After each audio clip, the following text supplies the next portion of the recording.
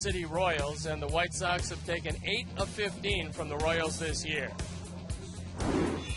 Logan, everybody. Steve Stone and Ken Harrelson cannot be with us tonight. He's in South Bend attending to a family matter. So in his place, my partner tonight is Mike Huff. And Mike, this homestand is so important to the White Sox, and what do you see as being one of the key ingredients to having a big stand?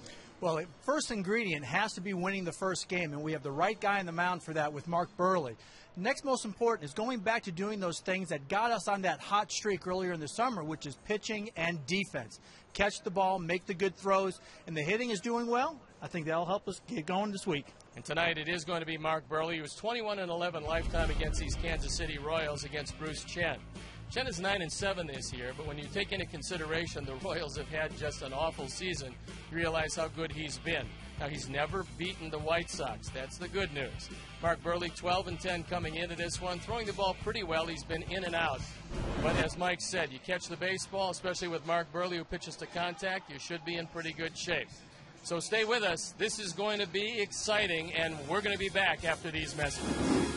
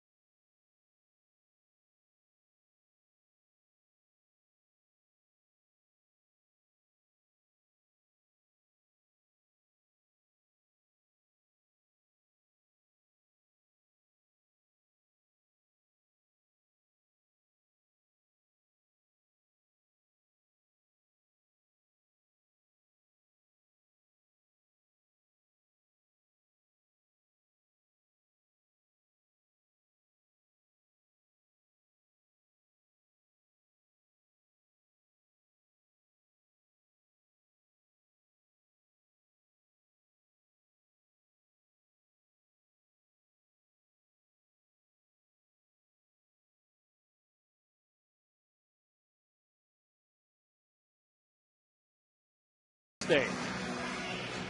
The Royals come into this one 57-82. The Sox come in at 77-63.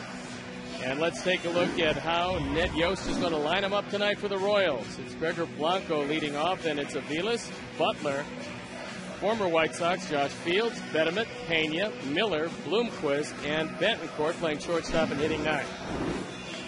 The defense behind Mark Burley. Left to right, Pierre Rios and Quinton in the infield, Morel, Ramirez, Beckham, and Canerco. A.J. Pierzynski behind the plate, and the Toyota's starting pitcher is Mark Burley. Burley looking for win number 13. And this is his 29th start. His ERA a tick below 4. As you can see, the right-handers have hit him a little bit better than the left-handers.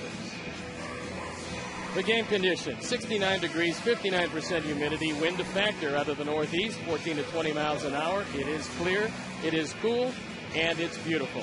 The umpires for the game, Angel Hernandez behind the plate, Dan Bellino at first, Rob Drake at second, and Joe West is at third.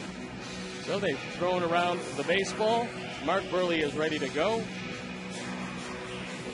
And here we go, kicking off a 9-game homestand. And Mike, this is going to be a damn. It's got to be a good one on the first one. We need to win a bunch of these, and can't win a bunch unless we win the first. And I'm sure Mark's excited that Joe West is at third base tonight, not at first. Gregor Blanco to lead it off, hitting .236. He's hit a homer, driven in 7. And he looks at a fastball away. Blanco, out of the Braves organization, stole as many as 40 bases in his second year, so he's got big speed. That evens the count at 1-1. Outfield playing him as an off-field hitter. Pierre over toward the line and in shallow and left. Little chopper in the infield. Tough play. Beckham comes over on the high hop, gets it to first base and throws him out. Great job by Gordon. Quick off his feet, knowing the base runner, the speed that he possesses. Got to that ball quickly and a good hard throw to first. You like how he's able to actually to surround it a little bit. That's great footwork by the second baseman. It's nice to see that Gordon Beckham is back in the lineup, and that sore right hand at least allows him to play. Top of the 5th inning, the Indians leading Minnesota 1-0 on a Matt Laporta home run. So Mike Aviles steps up. He's 7 for 24 lifetime against Mark Burley, hitting .289, a couple of home runs, 19 driven in. That evens the count at 1-1. Outfield shaded around toward right center field. Aviles usually takes the ball the opposite way. This one sliced off to the right, and the count goes to 1-2. Mark is 21-11 lifetime against these Royals. And you couldn't ask for a better man to start off a critical 9-game homestand. Pushes him back with a high fastball, and the count evens at 2-2. Well, the best thing Mark does, really, as you were talking about earlier, he makes them hit the ball. Keeps your defense on its toes, and when you're coming back after a road trip that started so good and ended so poorly, to know that you're going to be in the game as a defender is awesome. Little chopper. Tough play for Mark Burley. He's got it, but can't get it to first base in time. So no chance at all for Morel, who is playing back at third. Aviles, who seems to swing a magic wand against the Sox. It's the equivalent of a swinging bunt. Well, I tell you what, I remember seeing this on TV when you guys were in Kansas City. I can't remember how many times he would get jammed or hit one just off the tip that just somehow stayed fair down that third base line. You could almost see Mark as he was coming off the mound thinking the body language like, not again. That brings up Billy Butler. He's 14 for 41 lifetime against Burley. Overall, hitting .313, 11 home runs, 64 driven in, but bear in mind he's grounded into 26 double plays. So that's a combination of a guy that hits the ball very hard and a guy that doesn't have great speed. That one catches the outside corner. Butler, one of the real good young hitters in the game. You see the success he's had against Mark Burley. Outfield shading him around toward right center. That one misses away. And Mike, in this ballpark with the wind swirling, it's coming out of the northeast tonight. How difficult is it for the outfielders to adjust, sometimes pitch to pitch, to that wind? It's very difficult, as you said, inning to inning, pitch to pitch. It all depends on Alex in center, making sure everyone's working with him left or right side of the pitcher's mound. You came up a center fielder. Is it easier to play center because you can actually see where the ball's going, or is it easier to play the corners? Oh, I always thought playing in center was easier. You could watch the catcher, and right now, as you've talked about, we're playing Billy to swing to right field, and if you see A.J. setting up again on the outer half, you start to lean a little bit in center field. You can see where that catcher's setting up. You know where the pitcher is trying to throw, and as a center fielder, you're in charge of that left and right fielder. As long as they're moving with you, swinging toward the right side, I always loved playing it, and Alex is very good at that. 2-2 pitch to Billy Butler. Softly to right field. Carlos Quinton right there, able to make the play easily. So there's 2 outs here in the first inning. That brings up Josh Fields. He's hitting .412. Does have 1 home run this year. He had the same type of surgery as A-Rod had, the hip problem. And talking to some of the coaching staff, because Ned Yost is going to get to the game, but is late arriving. He's coming from North Carolina due to a graduation in his family. They said that Josh is moving a lot better than he's moved all year. That one scalded, but foul up the left side. Well, you know, as a pitcher, if there's a minor tweak in your shoulder or your hip, do you really have the confidence to throw the pitches you want? No, and for a hitter or a fielder, I mean, going one way or the other, if you don't have that good base to move from, you've got some big problems. Exactly. Pickoff throw to first, but Aviles is back. He's aboard via the swinging bunt up the left side. Brent Morel playing deep at third. Outfield straight away, fairly deep for Fields. And that one missed up and in. You know, we've got a pretty good book on this guy.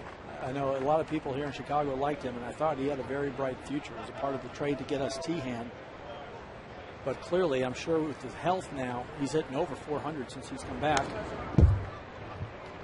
Probably just having a lot more confidence that he can really let it go and know he's not going to be hurting himself.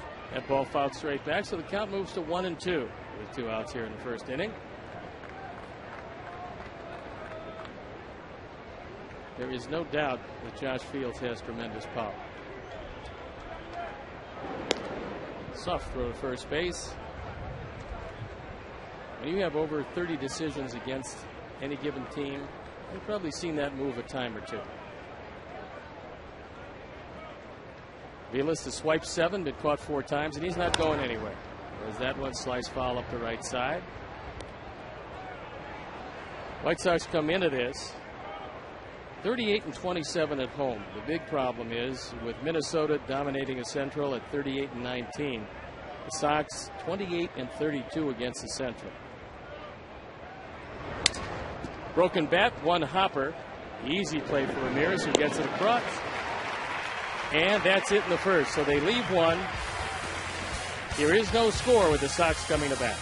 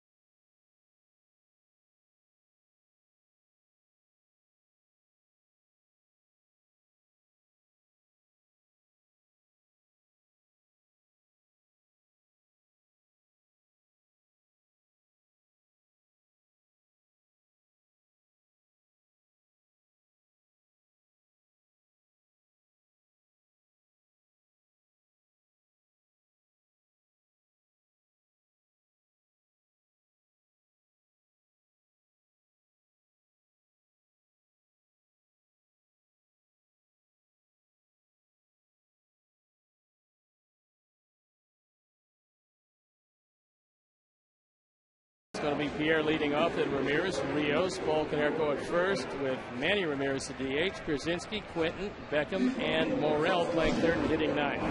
The defense behind Bruce Chen, left to right, Bloomquist, Blanco, and Miller. The infield, Fields, Betancourt, Aviles, and Butler. Pena behind the plate, and Bruce Chen on the hill. And there you look at the numbers, and Mike, tell us what he throws. Well, Bruce has got your typical fastball straight change, which is good, a big curveball, and a not too bad cutter that'll come in on those right-handers. Sweeping breaking ball misses. Juan Pierre hitting .275, a home run, 38 driven in, 0 for 3 lifetime against the soft-tossing Chen. That one bunted foul. Now, I don't know how many times he got traded or went to different teams, but Bruce Chen is on his 10th Major League team, and that's a half-empty, half-full glass. You can say that a lot of teams didn't want you, or you can say that most of the teams did want you because they acquired you. Exactly. That one line foul, and Jeff Cox came very close to getting a face burger on that one. Now let's take a look at an older third base coach. Curved, turned away from it nicely, tried to catch the cap too. Very impressive. Little looper to left field, base hit. So Juan Pierre starts things off very well.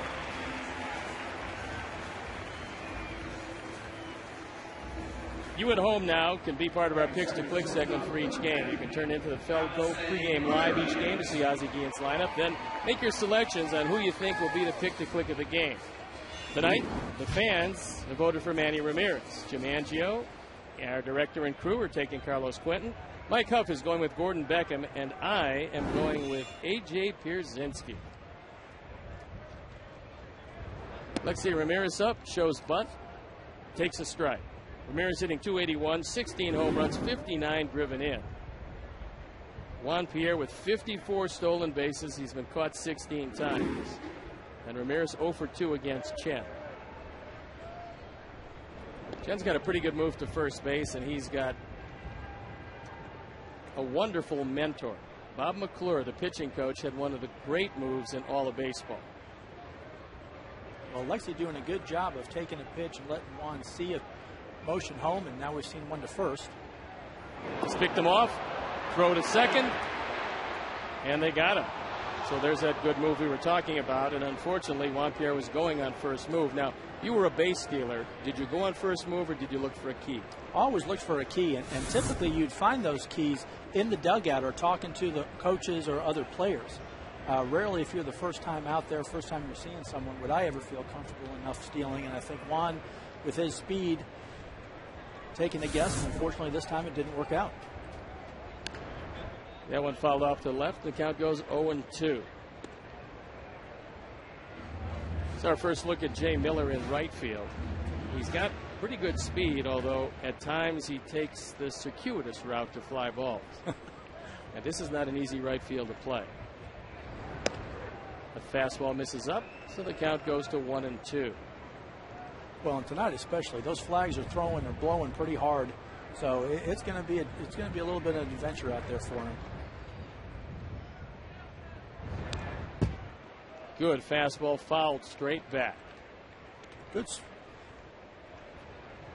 As you were talking about, coming in out of the northeast right now. Now this can change as the night goes on, but for now it's going to probably be flying back out to left. That changeup misses low and away.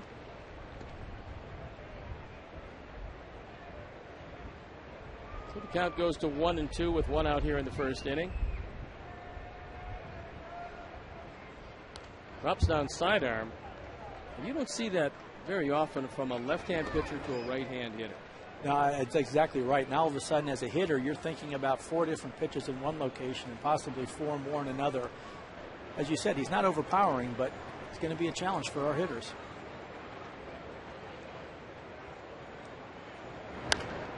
That one sliced foul to the right. Chen started his career in the Atlanta Brave organization in 1994. Non-drafted free agent. Surfaced in the big leagues in '98. Time doesn't permit us to tell you just exactly where he played. And that breaking ball misses down, but we'll try. He was in Atlanta for 3 years, Philadelphia, then the Mets, Montreal, Cincinnati, Houston, Boston, Baltimore for the parts of 3 years, then Texas, and now Kansas City. And Lexi doing a nice job of staying alive. Getting some pitches out there. As someone that would be traded that many times or picked up, what do you think that his thoughts are as he's getting that phone call from one organization saying we're picking you up and another one saying see you later? Broken bat foul. Well, as a left-hander who can get the ball over the plate, you're going to probably find a job. And because during the course of his career, he had almost been equal between starts and bullpen appearances, he's a guy with a lot of flexibility.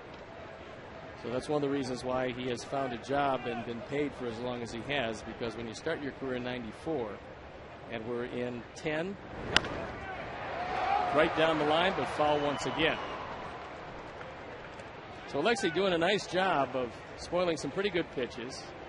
It's a full count. The more pitches he sees, the easier it's going to be when Chen does get into the zone, and it's the 12th pitch of the at-bat. Meantime, the Indians leading 2-0. That game in the top of the 6th.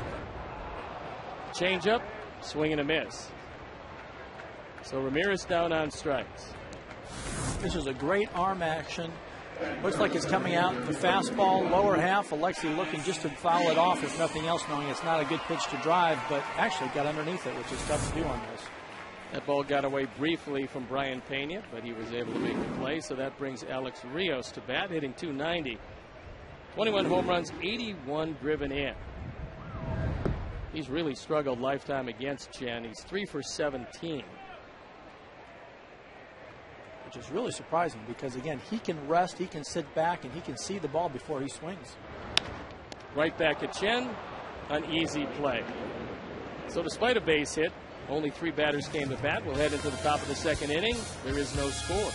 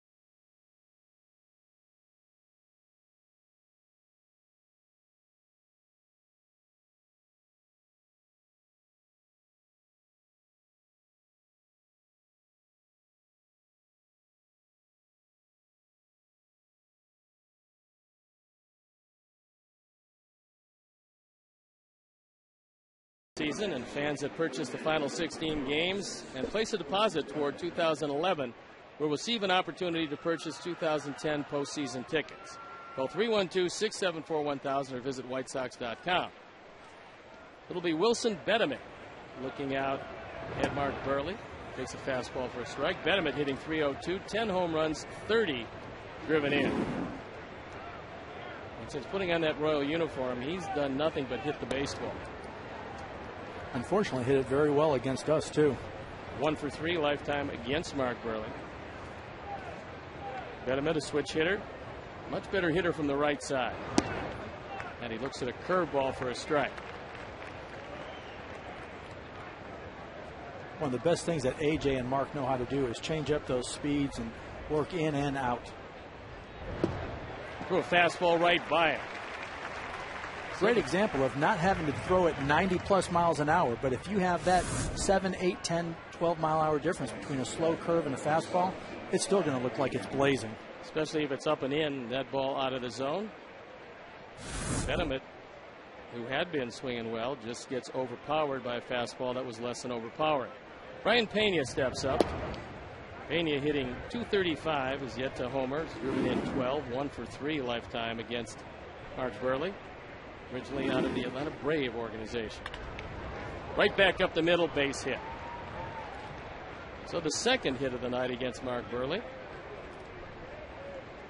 And even though Pena is a catcher, you still have to keep your eye on him. He's 2 for 2 in stolen bases. Not that they're going to get much of a lead against Mark Burley, but this guy has better than average speed for a catcher. He could be one of those sneaky quicks, like you said. A good secondary league, might be tough to double up, and the type also that he might be willing to go on a first move. And this is Jay Miller, hitting .250 with a couple of runs batted in. Takes a fastball off the plate. This is our first look at Jay.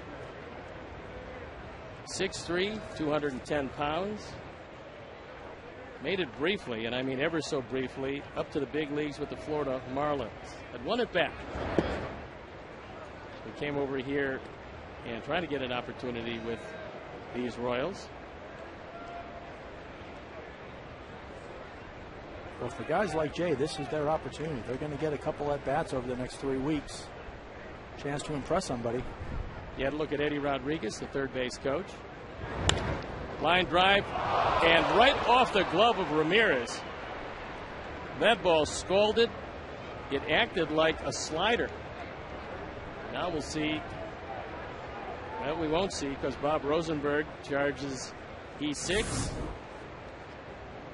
I tell you what, when it comes off the bat like this quick, he almost overstrode, went to his left, trying to get in front of it, and then it got and just ate him up. I'm sure he's a little bit frustrated with himself about that and trying to not let anybody know how much that may have hurt his knee or his wrist. But like you said, that got on him quickly. It didn't get a whole lot of leather on it. It got a lot of body and very little leather. So runners at first and second. Willie Bloomquist, who has killed Mark Burley. And some guys just have your number. Bloomquist, 16 for 36 lifetime against Mark. Hitting .261, 3 homers, 15 driven in. At least against Burley, he usually swings a magic wand. This time popped up. Paul Konerko over toward the stands. Coming back into play, and he makes the catch. Now the ball drops out of his glove, but Dan Bellino, who was right on the call, said that he held it long enough, and in the transfer, he dropped it. Paul did a great job knowing how the wind was blowing.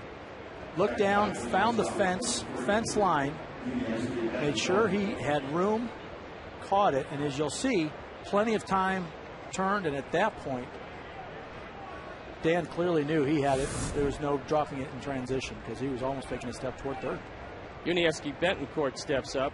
He's hit 3 home runs lifetime against Mark Burley, hitting .286 against him. 6 for 21 overall, hitting .262 with 15 home runs. And he looks at a fastball for a strike. Betancourt, one of those guys that if you throw it and it stays in the park, most likely he'll be swinging at it. He's walked 15 times in 473 at-bats. Runners lead away, and that breaking ball misses low, and the count evens at 1-1. I was going to ask you, Steve, you played on some great teams. How many of them had their home run and RBI leader batting ninth? I remember years ago with the Red Sox, Butch Hobson hit 30 home runs and hit ninth, but you don't see it too often.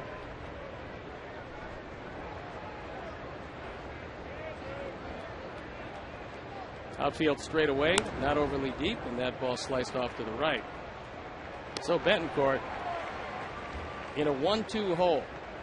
And Mark Burley has got to depend on that cutter so that he can stay away with the straight change. Well, he's done a great job of hitting his spot so far tonight. That fastball outer half, like you said, in this count, can go in or go out. Fastball misses up and in. The count goes to 2-2, and it's somewhat surprising that Betancourt, with those 68 runs batted in, has 4 more than Billy Butler. Well, you've talked about the type of hitter Billy Butler is. That one gets away, and no advance. I think we catch a bit of a break because if Pena is paying attention out at second base, he's going to be standing at third. Yeah, he must have had his momentum going back to second when it hit, knowing that A.J. went down and was going to keep it in front of him. Sometimes being a catcher, you almost over-anticipate. That ball got away, and I think most other runners would have gotten the third. Now the runners will be going. The 3-2 pitch, and he misses inside. So that loads him up. And we'll head back to the top with Gregor Blanco, who grounded to second to start the ball game last inning. A little bit of a shock there with him taking that pitch, knowing runners are going. Typically a guy like Betancourt that's going to be swinging. Gapper there, he knows he's got 2 RBIs, but laid off it and did a good job of laying off it. Well, he's all the way up to 16 walks. That one misses low and away. Remember guys like Ricky Henderson and Tony Phillips, they'd get that in half of a month sometimes, where they take pitches leading off. And that misses the outside corner. So Marcus fallen behind Blanco, 2-0. Bases full of Royals. Outfield, playing Blanco as an off-field hitter.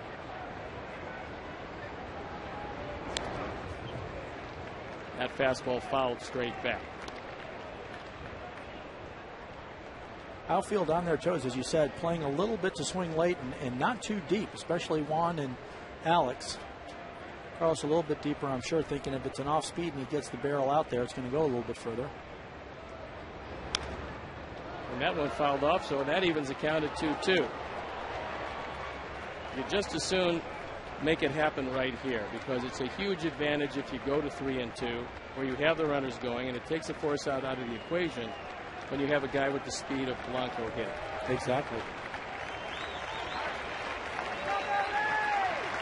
2-2 pitch. Ground ball second base, played easily to first, and Mark Burley's out of the inning. So we'll head into the bottom of the second. No score.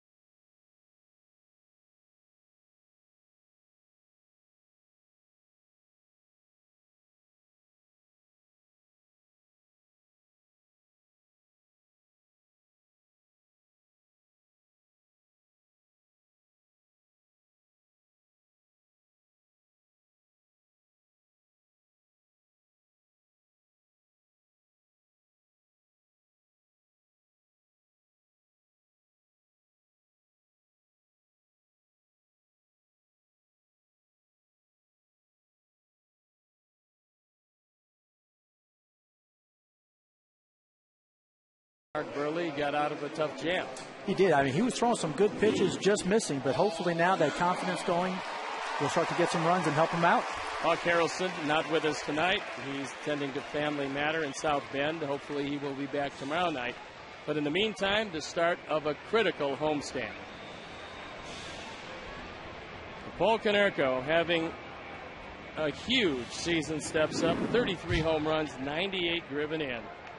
He's hitting .317, and he's 5 for 14 lifetime against Bruce Chen. Looks at a sidearm fastball for a strike, and that's the second time that Chen has dropped down to right-hander. Well, it's also a sign of big respect when your first pitch against someone has to be kind of a trick pitch where he's dropping down, not feeling comfortable coming from his normal release point. Outfield very deep for Paul, and that one misses in the dirt.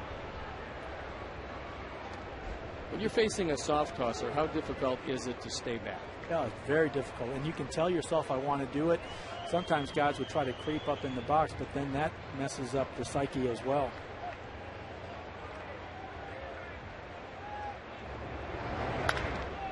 Right down the line, fair ball. Fields couldn't get to it, and Paul looking for second base. Here comes a throw. In ahead of the tag. So a two-base hit for Paul Konerko.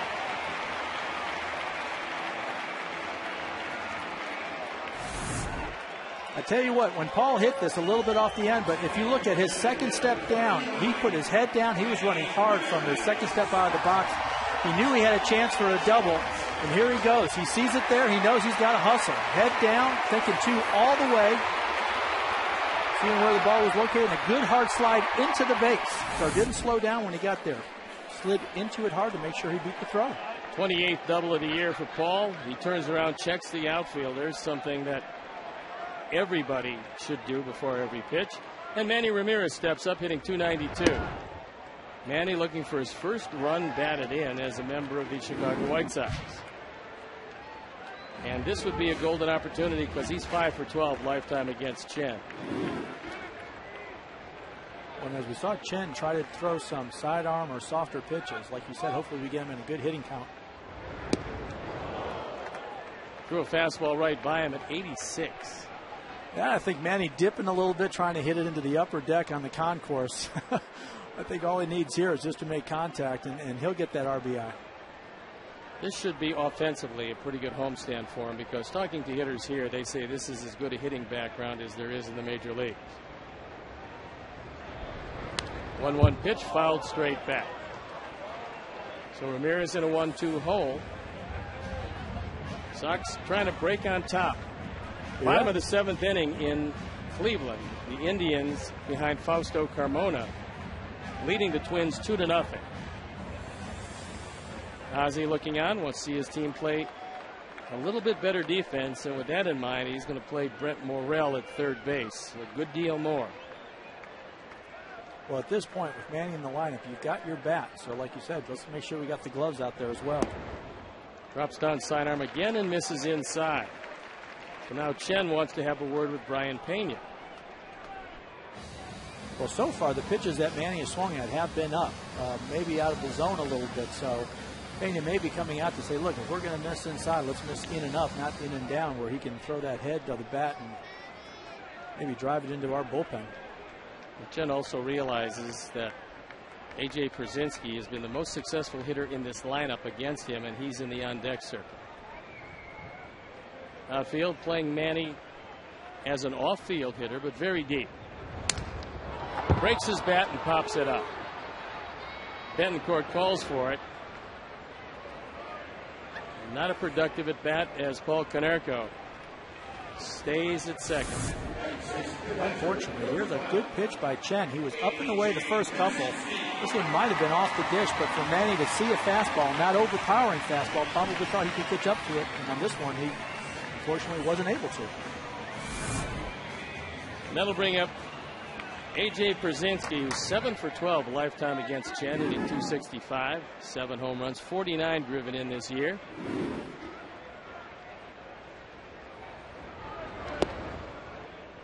The fastball misses off the outside corner. Well, and unfortunately, like you said, with Manny making that out, there's an open base here. And so Chen, probably knowing how well A.J. has hit off of him and how he's hit recently, could be a little bit more picky, knowing if he walks him, it's not too big a deal. A.J. has been one of the hotter of the White Sox hitters.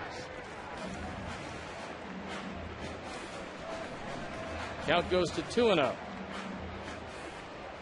Good hitting count, but again, with the first base open and Chen that can drop down and not afraid to throw a hook or a changeup, you almost have to be patient as a hitter here, not as aggressive as you'd normally like. You got Carlos Quentin in the on-deck circle, and that ball right back up the middle, base hit.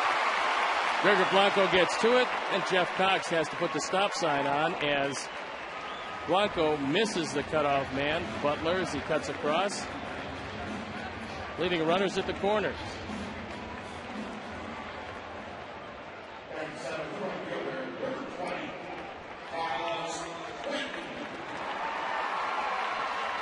That'll bring up Carlos Quentin, hitting .238, 24 home runs, 82 driven in, 1-for-1 lifetime against Chen.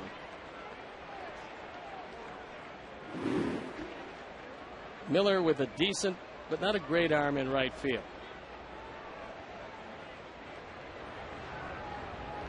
Fly ball of any depth, you're probably going to try to score with Paul. That fastball misses inside. The one thing Blanco did so well on that base hit was he was charging as soon as that ball was hit and really got to the infield, got the ball back quickly, which forced Coxie to hold Paulie up at third there. And unfortunately, AJ hit it a little too hard. This one pops straight up. This won't get the job done.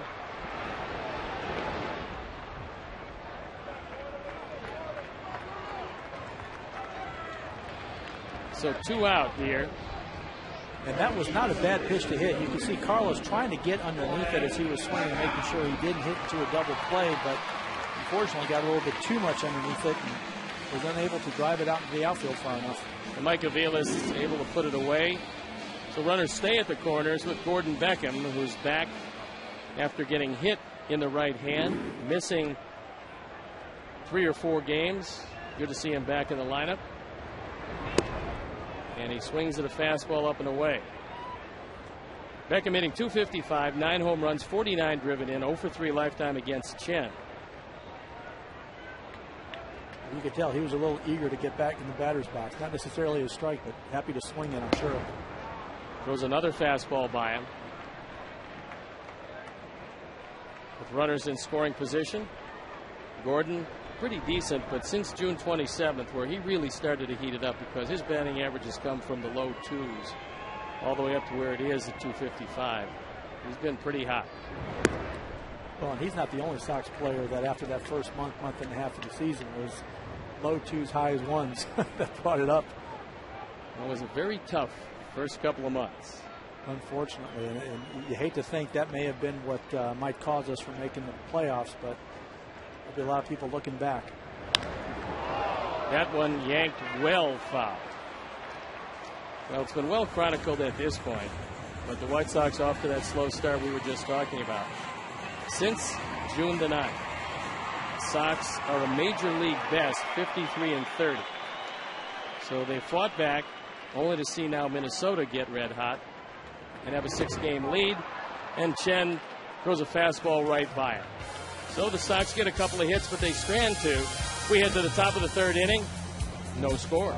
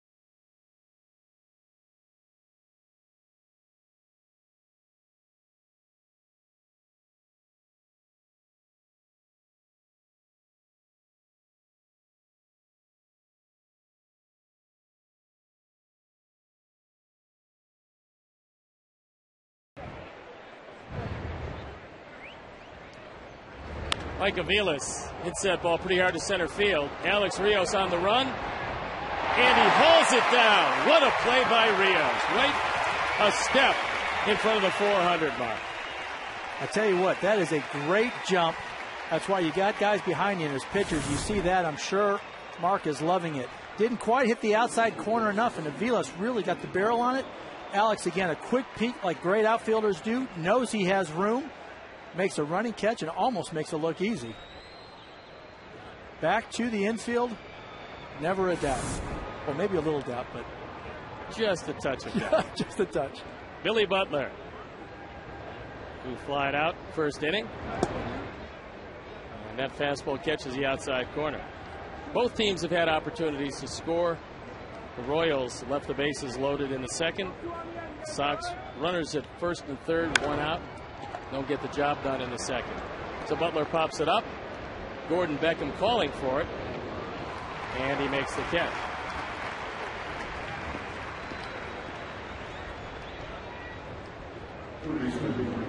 Visit the official online shop for the Chicago White Sox, where you can browse the largest selection of official gear, including the latest apparel, nostalgic memorabilia, and authentic classics for the whole family. Get your gear from the official source. Shop at www.whitesox.com. And we'd like to send along happy birthday greetings to the mayor, Joe Brew, celebrating birthday number 27, 28, something like that. Something like that. Josh Fields fouls it back, and he's in an 0-2 hole. Hit a ground ball to Alexei Ramirez to end the first inning.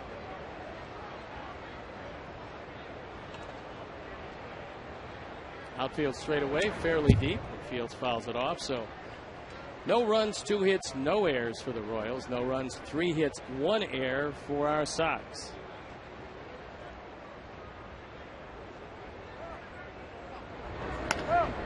Chopper. Easy play for Ramirez. He's got plenty of time, and he gets it across. So 1-2-3 third. We head into the bottom of the third. Tied at 0.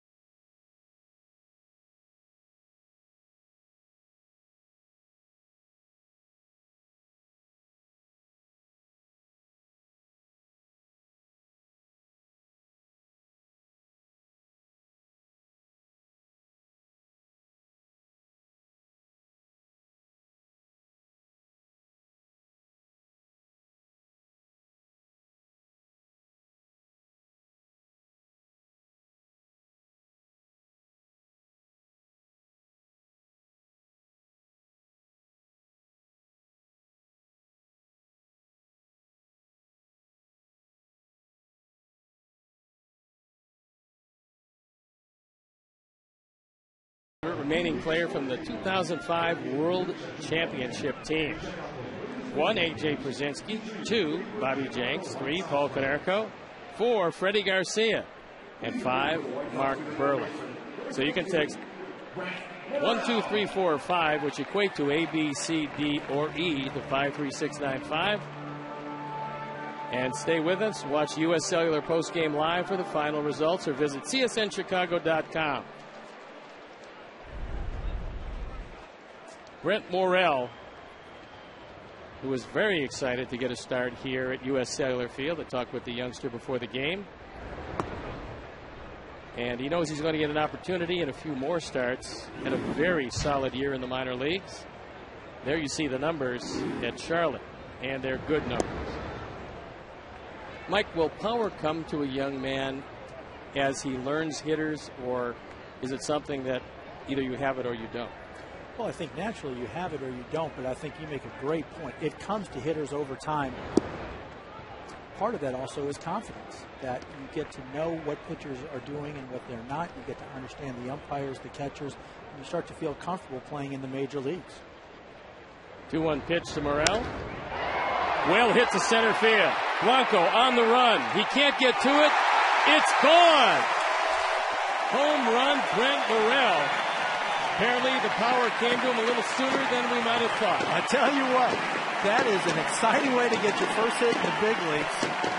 More so that I guarantee one of our grounds crew guys is going to be able to get that baseball for him, and he'll put that on his shelf, show his kids, grandkids, and great-grandkids for years to come.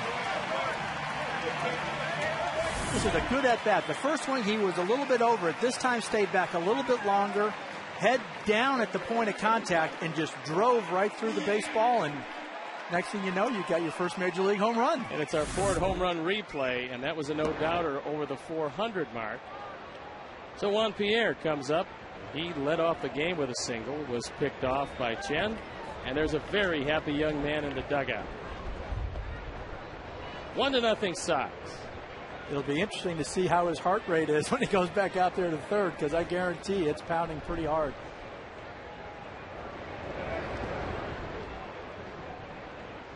Now it goes to 2-1 against Juan Pierre. Remember your first home run? Oh, very much so. It was with the Dodgers, hit it in the old Philadelphia, the vet, and went right into our dugout, our bullpen. And had just been called up with John Wetman. We both were with the Dodger organization, and lo and behold, after the game, he brought it to me and said, "Here you go." It's great. Well, I'm still waiting for my first, and I still think I've got a chance. Oh, no doubt. Hit the bottom of the fence once, Wrigley Field. They released Pete Falcone very soon after that. Count goes full to Juan Pierre. I was surprised you didn't get one in the basket, left center, right center. No. I could have stood at second base and wouldn't have hit it there. Little chopper to third base. Fields with a long throw. And Juan Pierre doing what you should do, which is run right through the bag. See guys taking that high step, or you see guys coming in head first. Not the way you should do it. No, I don't think people realize that's when you pull muscles. You pull a hamstring. You tweak a groin when you're overextending like that going into a first base. If you just put your head down, you focus on the base right out of the batter's box, your steps will come in there. Lexi Ramirez, who was a strikeout victim back in the first, looks at a curveball for a strike.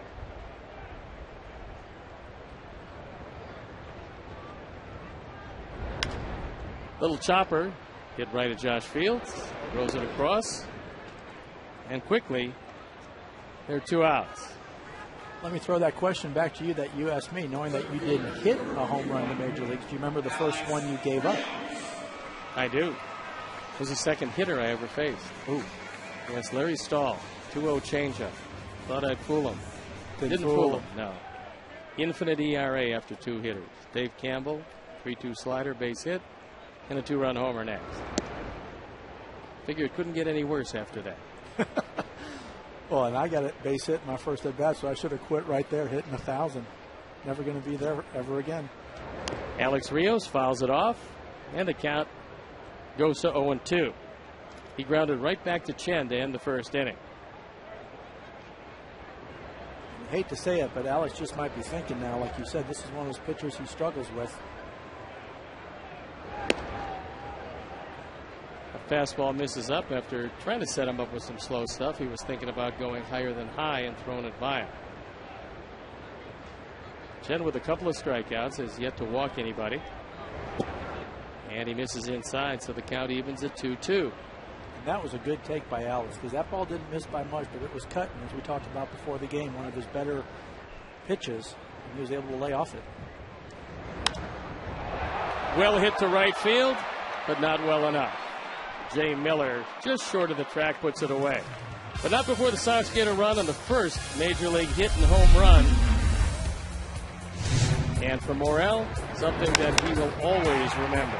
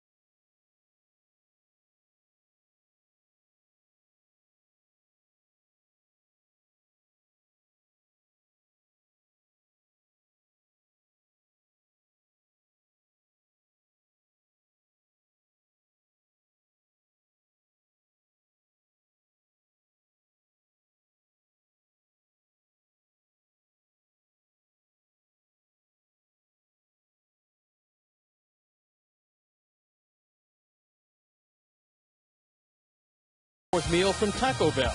Open 1 a.m. or later.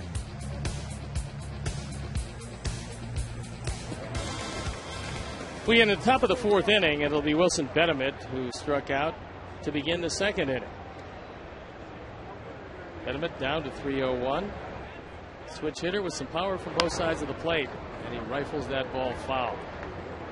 So 3 outs to go in Cleveland as Fausto Carmona has been unbelievable. The Indians lead 2-0, and there's 1 out in the top of the 9th. He got him. Strike 3 on the outside corner. Bedemet thought it was a little wide. Angel Hernandez thought it was good enough. And that's all that matters for Mark. I'll tell you what, he's done a good job of hitting that glove. AJ actually setting up off the plate, and he brought it right back over that inside shin guard. Good call. He caught the corner. Backdoor slider. And the right-handers have a tendency to give up on it. So Brian Pena, who singled in the second inning. This is just a beautiful thing to watch. When AJ sets up like that and Mark is splitting those shin guards. Count evens at 1-1. Mark's always had good luck against this Kansas City team. Looking for his 22nd career win against these Royals. Right back up the middle. And Pena has his second hit of the night. That one left a little bit up and a little bit over the middle of the plate. Pena able to hit it pretty hard. It's Connie's Pizza Day here at U.S. Cellular Field. You can check out all of those Connie's fans in section 105. Connie's is the official pizza of the Chicago White Sox. Could use one, big one, pepperoni, some sausage on it. There you go. Yeah. Love a slice of that pie right about now. Right after the game, after we win this one.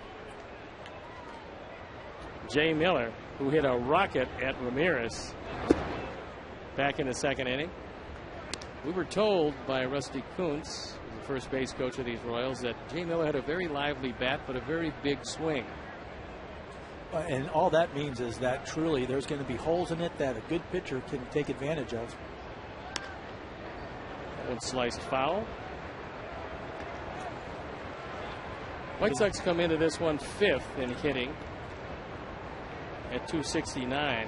The Royals 3rd at 273. They don't hit the ball out of the park too much. No, but just a bunch of good line drives. He's got him at first base. A great pickoff move. He called a balk. This will be interesting to see. Well, we'll take another look at it. Dan Bellino called the balk. We all know the situation in Cleveland. This time, Joe West is at third. Well, if you look at Mark, he's leaning that way the whole way. I mean, there's never any motion toward home plate. He bent the back leg. If you watch the back leg, and guys, take one more look at it. Watch the back leg of Mark Burley. And in the interpretation of any umpire, that is deceiving the base runner. Now, it's not the front leg. Watch his left leg as he bends it there before he comes up. Yep, there's a good couple wiggles. That's a trick that right-handers use a lot. Very true. When you're not facing, you can try to buckle, maybe bounce or jump off the mound, but by breaking that back leg for the righties, it kind of gives you a hint as the base runner to go ahead and go. I think what's a little odd is that Dan Bellino didn't really call it quickly. As we saw the replay, he kind of waited, saw the tag. Pena was actually jogging back to the dugout when he finally said, no, that's a balk. And you almost hate to think he might have looked up at Joe West, and Joe may have given him a, oh, yeah, that was a balk. Well, Ozzie comes out. He wants to talk with Mark Burley. From this angle, it's a little tougher to see. And we'll see the balk call from Dan Bellino. Not yet, not yet, not yet.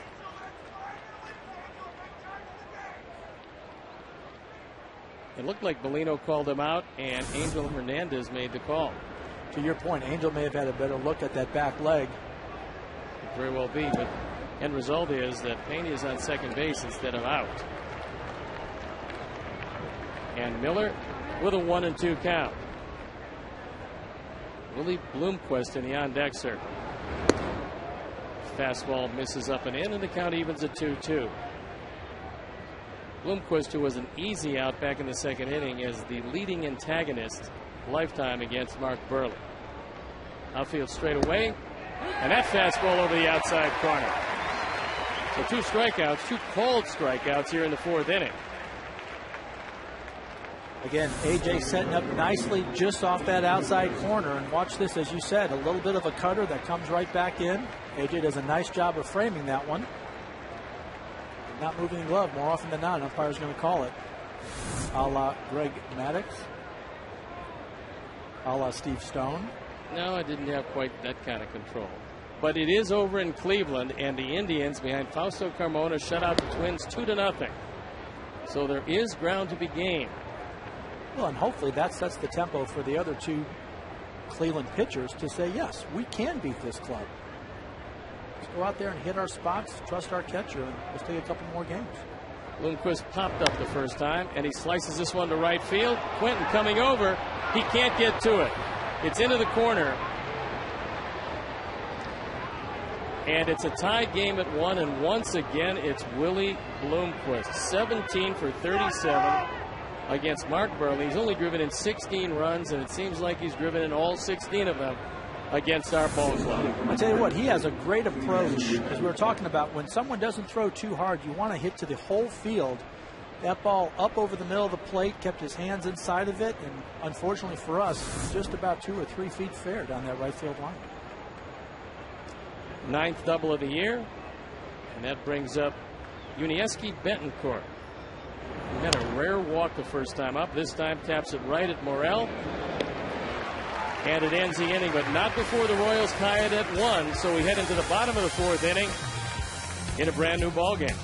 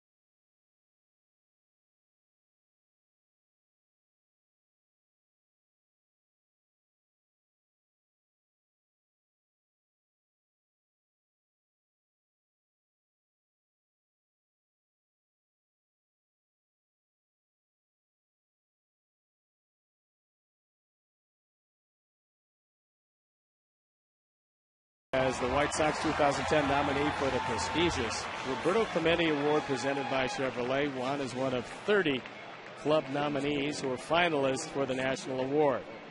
So now we'll take a look at our AT&T trivia question.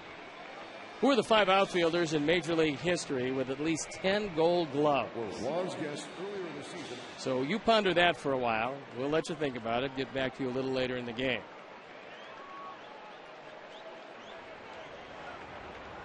Bruce Chen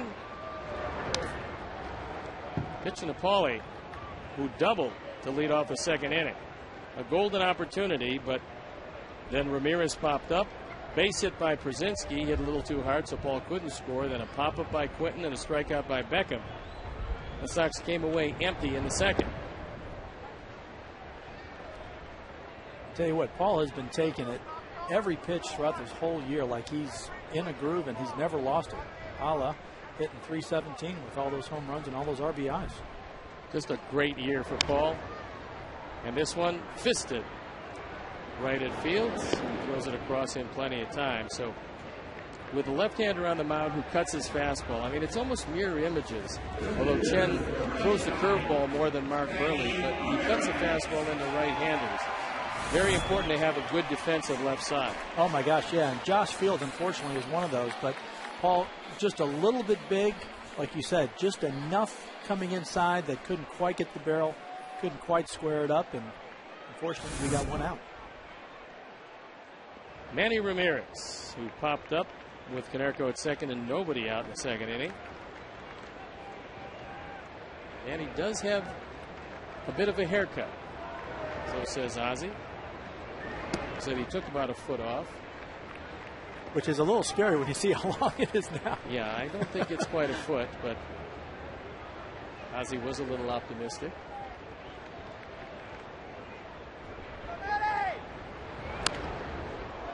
One hopper, check swing, and Ramirez is 0 for 2. Up to the moment standings, the Twins have already lost to the Indians. Sox now 5 games back in the loss column, 5.5 overall. And a golden opportunity here to pick up some ground. It's a 1-1 game. The hits identical at 4. The only error of the game charged to Alexei Ramirez. And AJ, who had a base hit in the second, steps up. And to Bruce Chen, AJ has been what Willie Bloomquist has been to Mark Burley. AJ, 8 for 13 the lifetime against Chen.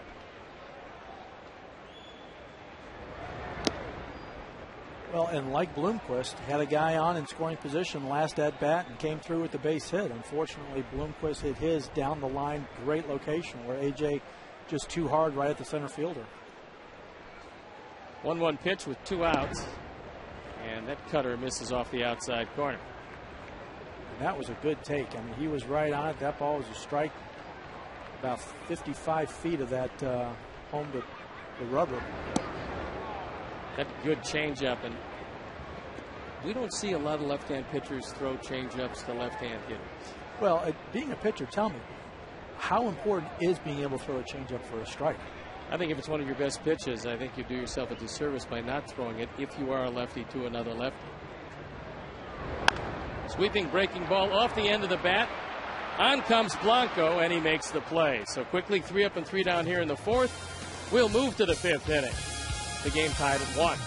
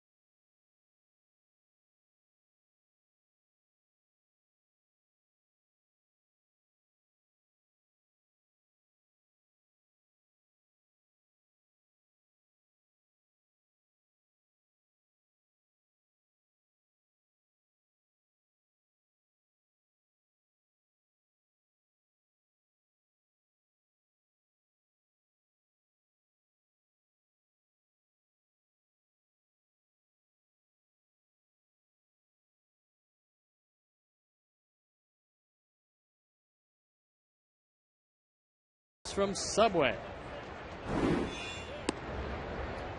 Blanco looks at a fastball for a strike. He's 0 for 2. He's played pepper with Gordon Beckham at second base a couple of times. Outfield shallow for him as Mark misses with that breaking ball inside. We swing around. We show you the way the defense is lined up. And he almost gets hit with that fastball. So the count moves to 2-1. Blanco was holding the bat, a little bit of a rarity, actually choking up.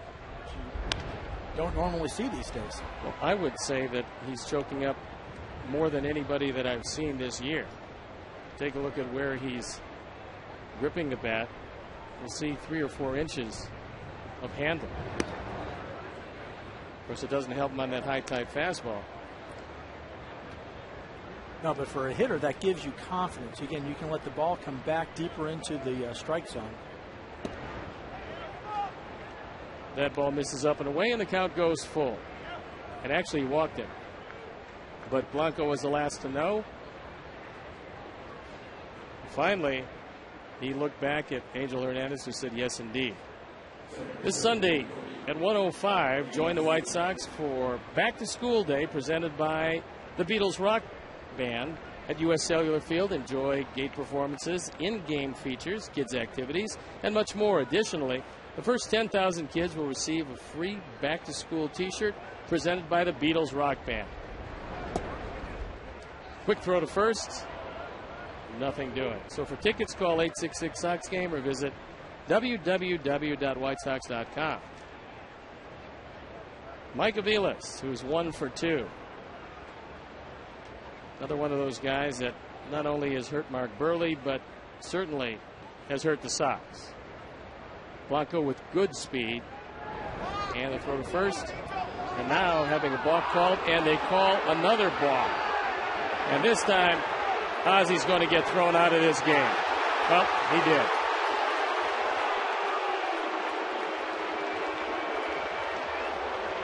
And that one looked like it was called Angel again? Perhaps. Or by Joe West. Yeah.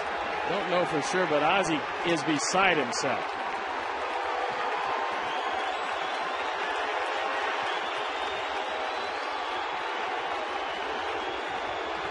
Different umpires have different responsibilities, and again, if you're behind the dish, you've got a big one calling balls and strikes. So taking it upon yourself to look at balks or look at other things, the guys has got a little bit of a legitimate gripe here.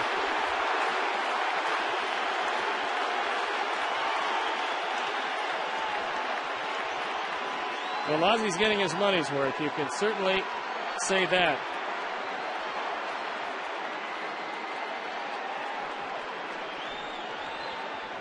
And now Joe West is coming ambling in from third base.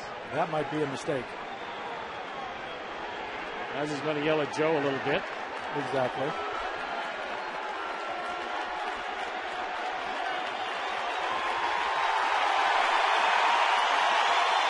These have been 2 very big balk calls. The first one turned into a run. And now you've got Blanco at second base. Fastest guy on their team with no outs. So we'll watch Mark Burley. And it's Angel Hernandez again. Again, you've got a question because he doesn't call it right away, so there may be something else going on here where he's not trusting himself on the call. You look at Dan Bellino. He's fine with it. On that angle, it does not appear that Mark Burley's leg or knee was in back of the rubber. Exactly. And that's exactly what Angel Hernandez pointed to. That's the second balk on Burley. Now a bunt situation, and Aviles stabs at it. Not the kind of technique you're looking for if you're trying to get the runner over, and it's an 0-2 count.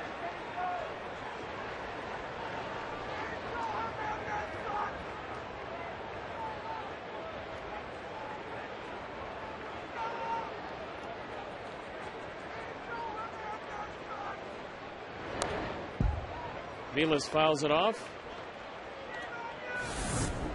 And watch it again. It's the right leg of Mark Burley. And Hernandez calls a balk. And then he points to his right knee. This one popped up. It's going to stay in play as Paul Konerko comes over. So the inability to execute by Aviles leaves Blanco representing the go-ahead run at second base.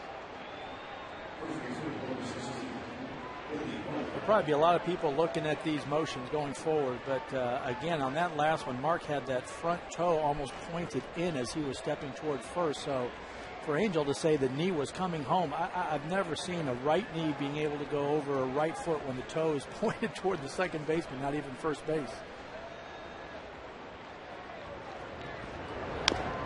That one chopped foul. Well, that's 4 boxes here for Mark Burley. All 4. This crew.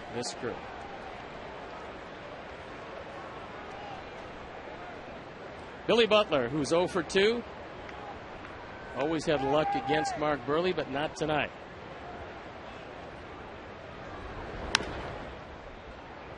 Just foul. So Butler in an 0-2 hole. Now, Billy Butler, a lot like Gordon Beckham, had his right hand x-rayed and actually missed a couple of games. They re-x-rayed it to see if he was okay. He's back in the lineup. But we've seen a lot of guys with the inability to get out of the way of pitches get hit in the hand. Well, I think part of that is the fact that everyone's wearing catcher's gear or goalie's gear at the plate. And so more and more you're not used to backing off and you're more used to turning into a pitch. 1-2 pitch, and that one misses inside, evening the count at 2-2. It's a 1-1 game. Royals threatening here in the top of the 5th inning. And their best offense tonight has been the box. That one fouled off. Well, you're being kind. I was going to say the best offense are the guys in the light blue shirts, not the gray ones. You talked about how good these hitters are and how they use the whole field, and Billy Butler in particular, leading the team in hits by over 30. And for a power hitter, does not strike out very much. We'll take a guy, and again, he's still a young hitter, so he's going to hit a lot more home runs. He also plays in a park not conducive to hitting the ball out. Exactly. But he's only fanned 62 times in 507 at bats. That's not bad for a guy with that kind of swing. Exactly. Ground ball to short. Ramirez has it. Goes it across. Plenty of time for Butler, so there are 2 outs. And leaves it up to Josh Fields. Josh has played pepper with Alexi also. A couple ground balls to short in his first 2 at bat, so let's hope we can get one more and get out of this inning. Mark's done a good job of bearing down after a couple of those balk plays. And again, if it wasn't for Bloomquist, the Sox killer, just dropping one inside that right field line, he'd still be perfect with zeros across the board. Mark has that kind of disposition where there's not going to be a whole lot that get to him. Although in Cleveland, he was thrown out of that game.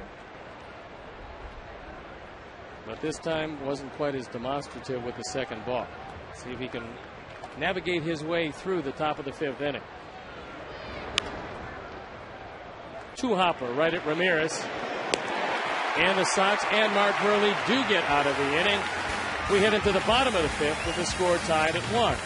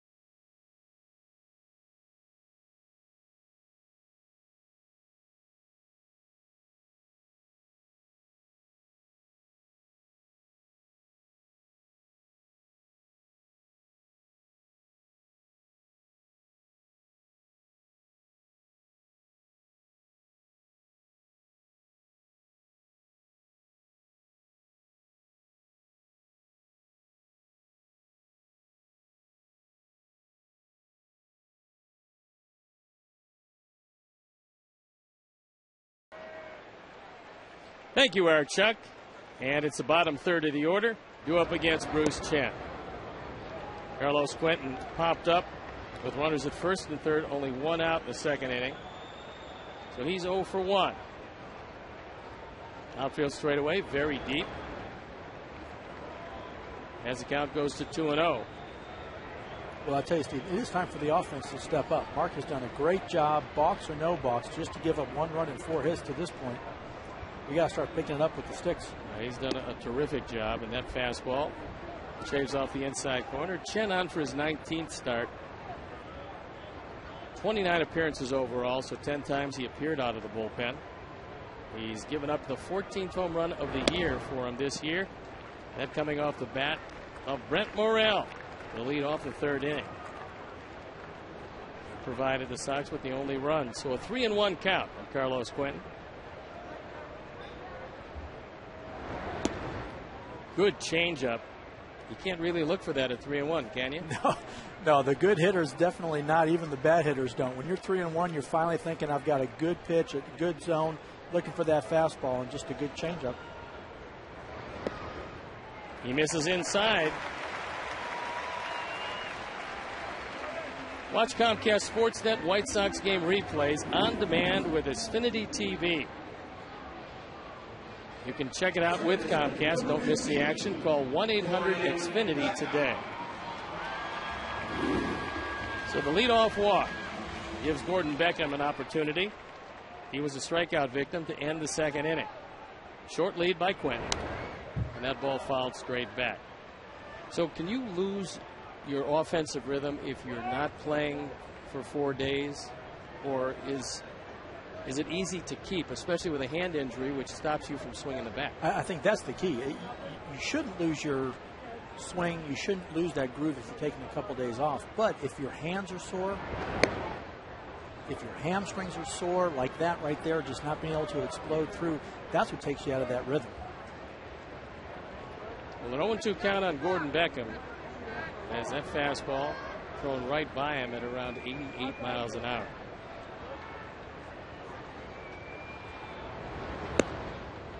Fastball misses up. Chen picked off Juan Pierre after he singled to lead off the ball game. Mark Burley, if you're just joining us, has been called for 2 balks. 4 balks this year, 4 balks essentially with this crew. And that fastball misses up and in. So the count evens at 2-2. Gregor Blanco not overly deep. There's a look at Mr. West. Good thing Hawk isn't here tonight.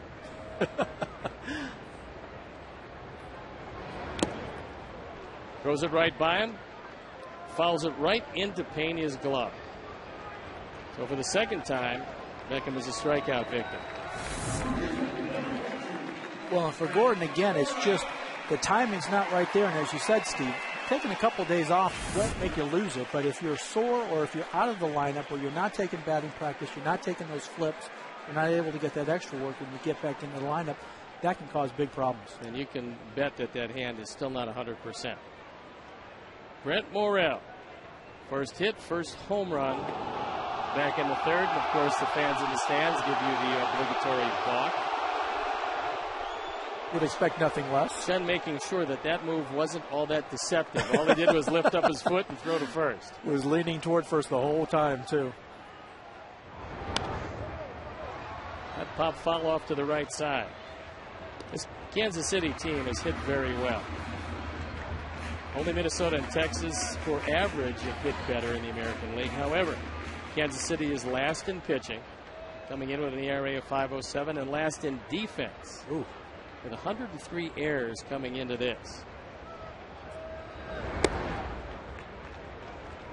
If you missed it, back in the third inning, leading off, a low fastball. And wind or no wind, that one was tattooed, and a smile a mile wide. Right at Fields, who boots it. So there's a break. It's a double play ground ball. Goes right through the wickets. Morel really getting the barrel on the bat right here. One hop, two hop, one hop right up. I mean, again, Josh knows this field as well as anybody, having played third so many games out there. And again, I don't think these infielders are either picking it up off the bat very well. I'm not sure if there's a lot of white T-shirts behind home plate tonight, but that ball ate him up. Third error of the year for Fields. This is just his 5th game played. Well, now it's time to take advantage of it. And Juan Pierre, 1 for 2. Shortens up to bunt with Fields in on the grass at third base. And that truly is a sign of a good bunter, someone that has confidence. No matter if the third baseman's in or not, being able to put it down, knowing even if he throws you out, you've got 2 guys in scoring position for your next hitter. Outfield very shallow, swung around toward left field. Bloomquist in about the same spot that he was when Pierre sliced a little looper to left field in the first inning. And Blanco well into left center field. Very shallow, as you said. A hard hit ball out to him. It's going to be tough to score Carlos. Count goes to 2-1. We were talking a little earlier about how some of our hitters have come back after that slow start. Here's another great example. He and Alexi, the next 2 coming up, those low 200s, high 100s after 6 weeks of the season. And look where they're hitting now, almost 300 each. Well, Juan Pierre has done it just about each and every year. And now the count moves to 3-1. Alexi Ramirez in the on-deck circle. Bruce Chen about ready to deliver his 83rd pitch. Guys, you'll have him running here? Oh, I'm sorry, Joey will have him running here? No. Left-handed batter? Left-handed batter, easy throw to third base. My thoughts as well.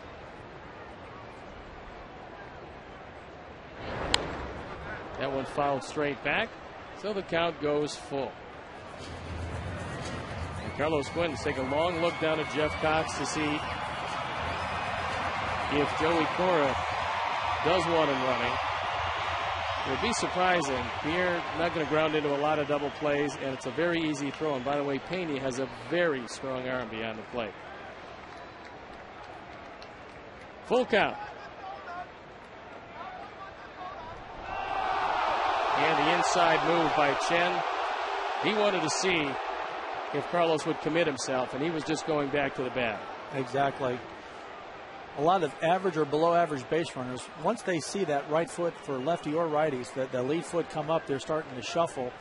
Chen, very obvious step over, so there'd be no balk. Runners going. Little chopper to the right side. It would not have been 2, but on the play, both Quentin and Morel move up to second and third.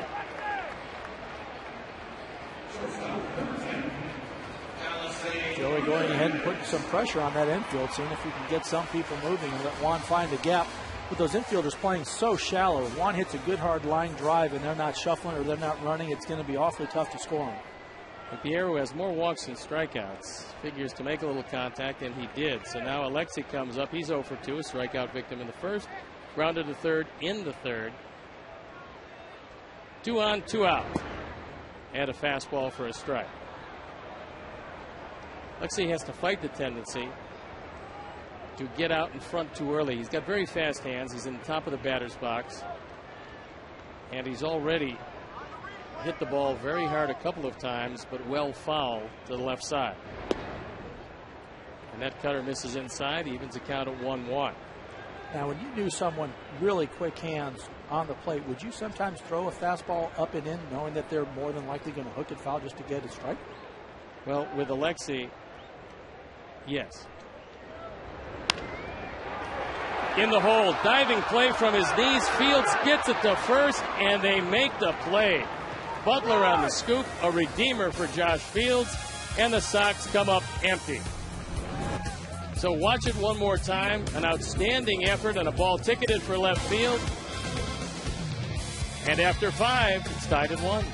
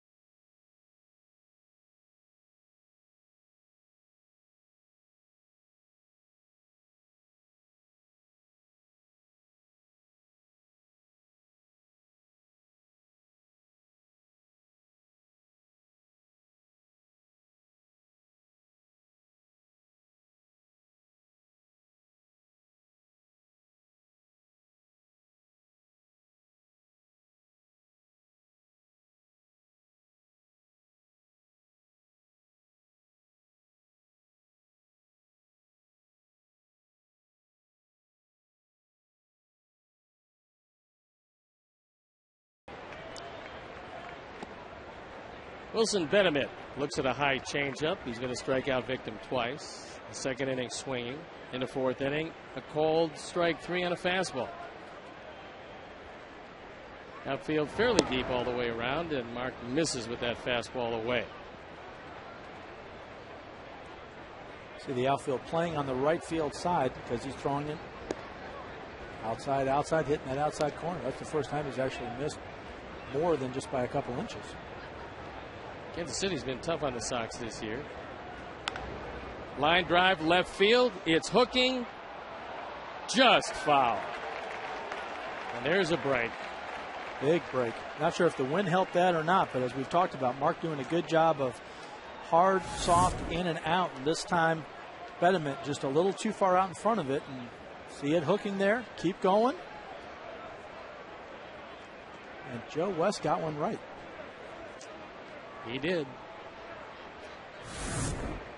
2-2 count on Wilson Benedict. Sox have an 8-7 season lead over these Royals.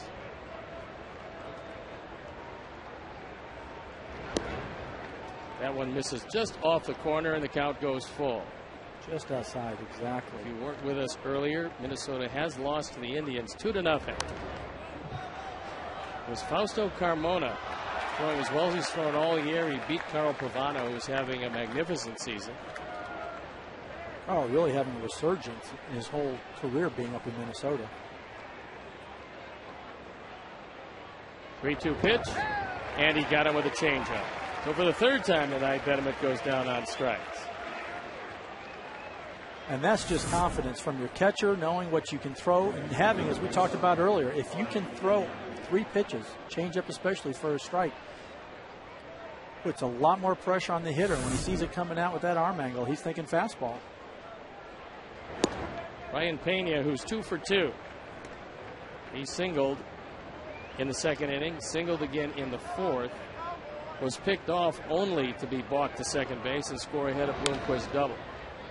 That ball fouled off to the right, and the count goes to 0-2. This Kansas City team looking well ahead to the future. They've got some very good young players coming, not quite ready yet. That fastball misses up high. There's a look at Ned Yost, who took over as Hillman was taken down, and that ball is going to be in play. Ball able to put it away, so for the first time tonight, Brian Pena is retired. And quickly, 2 up and 2 down here in the 6th inning. Well, and as you said, the Royals, a good young ball club, a couple of good young starting arms, a couple of great hitters. We talked about Billy Butler. Aviles looks good. Blanco in center that can cover a lot of ground. You've got a decent foundation there to grow with. They got a couple of very good youngsters in Eric Hosmer and Mike Moustakas, who are not quite ready yet. Moustakas a little more advanced. And Hosmer, a first baseman. Moustakas probably going to be a third baseman. Jay Miller reached on an error in the second inning and was a strikeout victim in the fourth. He swings at a fastball up over his head, and the count goes to 1-2. Well, you talked about how this kid, good looking prospect, but has a couple holes in his swing. Line drive center field, and that one is going to fall. So a good play by Rios, because if that gets by him, Miller is off to the races. Yeah, Miller's a big kid with a long stride. If that gets by Alex, it might be an inside the Parker. Alex does a great job, a good jump. Unfortunately, in center, this one was a sinking line drive. As much as he was trying to come in, pulled up at the last minute and gave himself a chance to open that glove wide. Ball found it. Here comes Willie Bloomquist. Popped out in the second. Doubled home the lone Kansas City run in the fourth. Fastball misses up high. 2 outs here in the 6th inning. The game tied at 1. Royals have out hit the Sox 5-4. Each team has made an error. Sox got their run in the third. The Royals answered in the fourth, and that's where we stand. Little pop up to the right side. Nobody's going to get this one, as it's going to fall foul and bounce out of play. Do you have anybody whose number you had? Just this guy you were going to hit regardless of what happened? Unfortunately, it was a relief pitcher. And I'm drawing a blank on his name. I think it was Wayne. And I think I was 4 for 5. That regardless when he would come in, even if it was Frank that was batting, I'd get up to the plate because I had a great saw it. Runner going. Throw to second base. It's high. And Miller is in. Great jump by Jay. Great jump. Again, this was one of those that we talked about earlier. As soon as that foot came up, he was off and running, probably thinking that, you know what, if he's going to come to first, it's going to be so obvious because he's been called for a couple balks that if anything looks somewhat normal like a throw home, he's going. That's a very good point. Once you've had a couple of balks called, you can take a gamble on first move. Line drive, fair ball, right field. Bloomquist again on his way to second, drives in the second Kansas City run.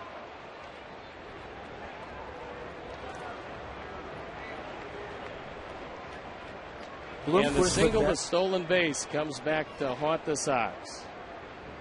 And again, Bloomquist with that inside-out swing, just taking what Mark is going to throw him and just trying to put that ball out in right field the way Juan just tries to serve it out in left field. And unfortunately tonight, again, he's been successful. Twice with guys in scoring position and twice coming through with hits.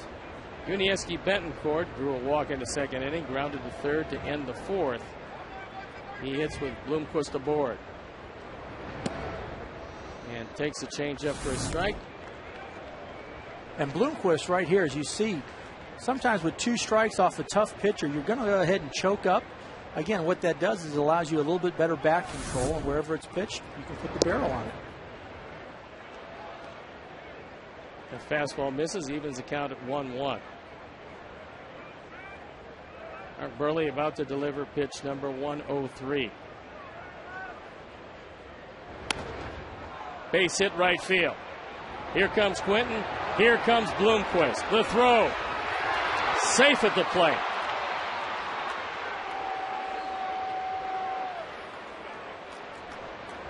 Betancourt taking a page out of Bloomquist's book here, just trying to punch it out into right field, knowing with Mark inside, outside, up or down, let's not try to pull it or get ahead of ourselves. Let's just get it in play. Stays back. Even though that ball's inner half, good bat control and was able to hit it out to right. Carlos, a good run into the ball, good throw, one bounce to home plate. AJ may be a little bit too far out. May have stayed back a little bit, could have blocked the plate, but unfortunately another 2-out hit. Now we're down 3-1. That'll bring up Gregor Blanco. And he tries to bunt. It's a fair ball. And he's thrown out at first base. So AJ pounces on it, ends the inning, but not before Kansas City scores a pair. And we head into the bottom of the 6th inning, trailing 3-1.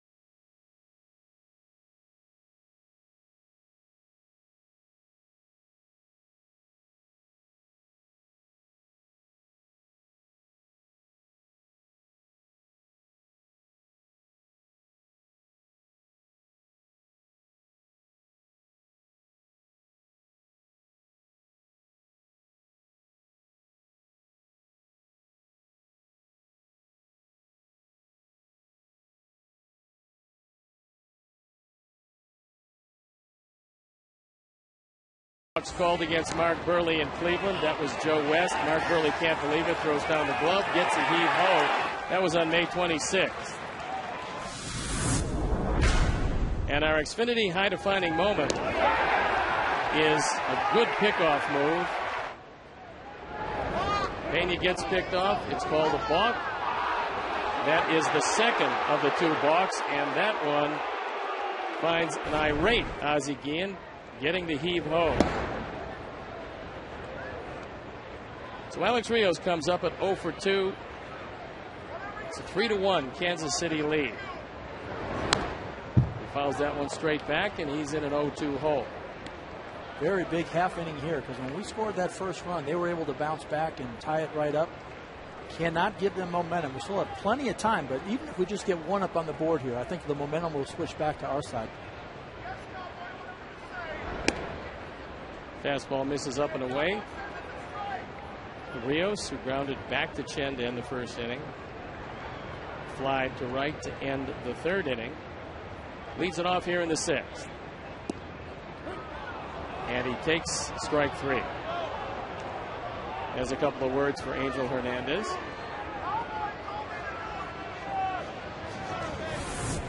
Chen trying to get that cutter inside, and actually this one didn't cut as much. May have been a little bit low, but definitely not inside. Look at it from that angle. It went over the top of the front knee. Definitely not low. There were 2 strikes. Not a pitch you want to take. So Paul Konerko comes up. Doubled leading off the second inning. Grounded to third in the fourth. That fastball for a strike. One thing you do know for sure is you don't want to be trailing going into the 9th inning, because Soria is one of the premier closers in baseball. He's got 37 saves this year and a 1.71 ERA. Fastball misses up. Count evens at 1-1.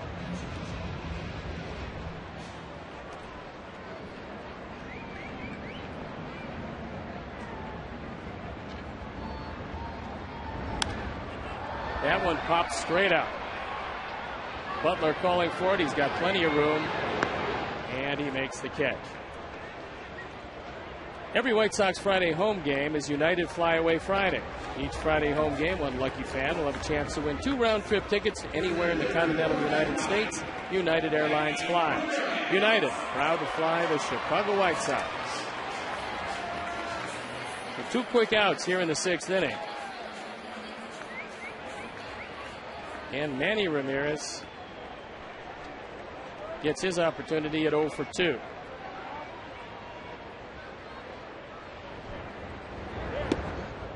Good breaking ball for a strike. The oddity about the Sox this year, against right-handed starters, with all of our right-hand hitters, were 61 and 46, but the left-hand starters were under 500. We're 16 and 17 when a lefty starts a game, and you wouldn't think with the composition of this lineup that that's the way it would be. Now, again, with right-handers, you start to get comfortable. You keep that front shoulder in with a right-handed pitcher. Sometimes, knowing that you're seeing the ball a little bit better with that lefty, there may be a little bit of a tendency to open that front shoulder or the front hip, thinking you can drive it. 1-1 pitch. And that catches the outside corner. You hate to say it, but I mean, you're almost at the point now of looking at this ball club and saying, okay, is this frustration start to come? Burley's pitching a great game, and we can't get any runs across. Well, one of the keys to this team is going to be Manny Ramirez starting to drive in some runs. But with nobody on and 2 out, he can drive in himself. And that's probably what he's thinking about right here. Sidearm fastball misses up and away, and the count goes full. Good at bat by Manny again. I mean, that ball was just off the dish, laid off it, but he looked like he was on it, looked like he saw it well. A.J. Pierzynski in the on-deck circle. Manny cues it off the end of the bat, so on a straight change at 3-2, gives you an idea about Chen, who doesn't have the big fastball, never has had, and he depends on off-speed pitches even on 3-2, so he's hit the century mark, and Chen has yet to complete a game. We will see the bullpen tonight. It's just a question of when Ned Yost decides to get them ready to go. And it looks like they're starting to stir down in that Kansas City pen as we speak. 3-2 pitch. Well hit left center field, but not far enough. And Gregor Blanco comes across, makes the play. So 3 up and 3 down here in the 6th. We head to the 7th inning, trailing by 2.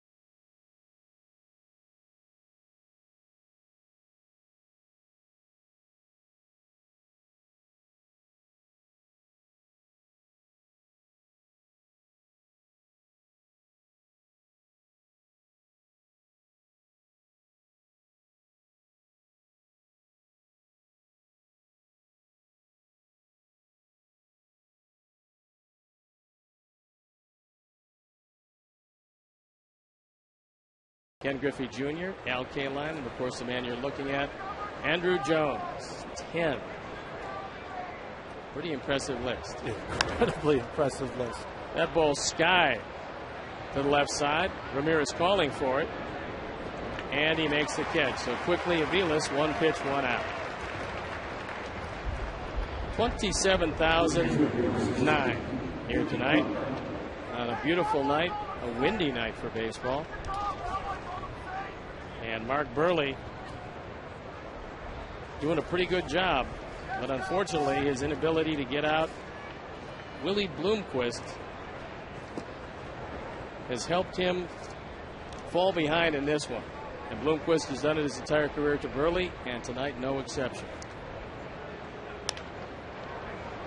Off the end of the bat, easy play for Carlos Quentin.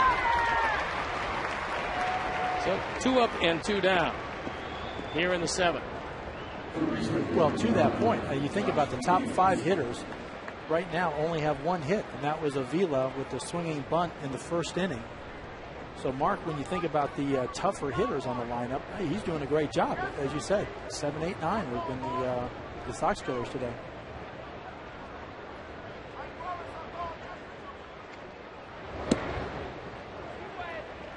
Couldn't check his swing as Fields, who has grounded to Alexi Ramirez 3 straight times,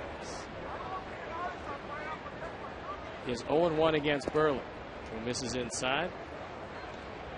Mark has given up 3 runs on 7 hits. He's walked 2. He's fanned 4. Little chopper left side. Morel comes in, has some time, flips it across, and he gets it. So 1-2-3-7. And it's stretch time as we head into the bottom of the 7th inning. It's a 3-1 Royal lead.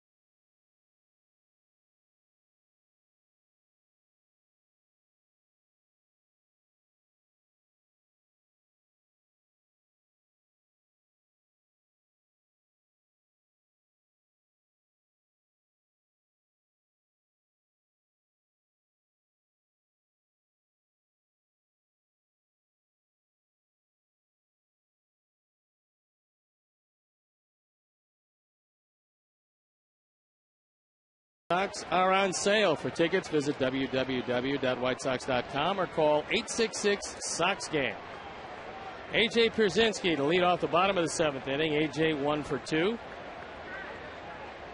Blanco made a very good play to take away base hit in the 4th inning as he looks at a fastball for a strike. So the bullpen up and going for Kansas City. Bruce Chen might be in unfamiliar territory as he gets ready to throw pitch number 102, which is exactly what he did last time out. Little chopper to second base. Easy play for Aviles. And quickly 1 out. Tonight's in-game box score is presented by Max Mutual. Mass Mutual. One of those mutual. It's all good. As Yeah. long as it's mutual.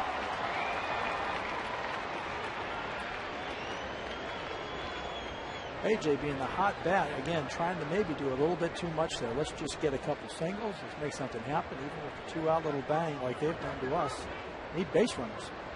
Carlos Quentin drew a base on balls to lead off the 5th inning. Sox had a couple on that inning. Morel on an error by Fields at 3rd, but they came away empty.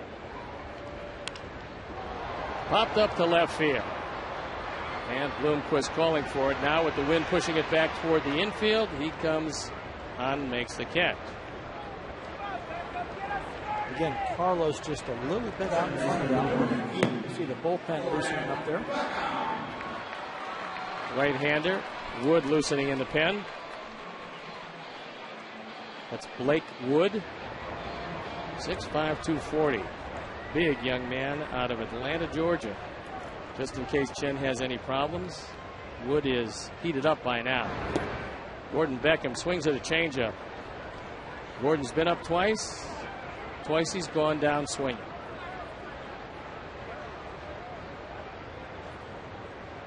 Blanco well around toward right center field. And another changeup by Chen.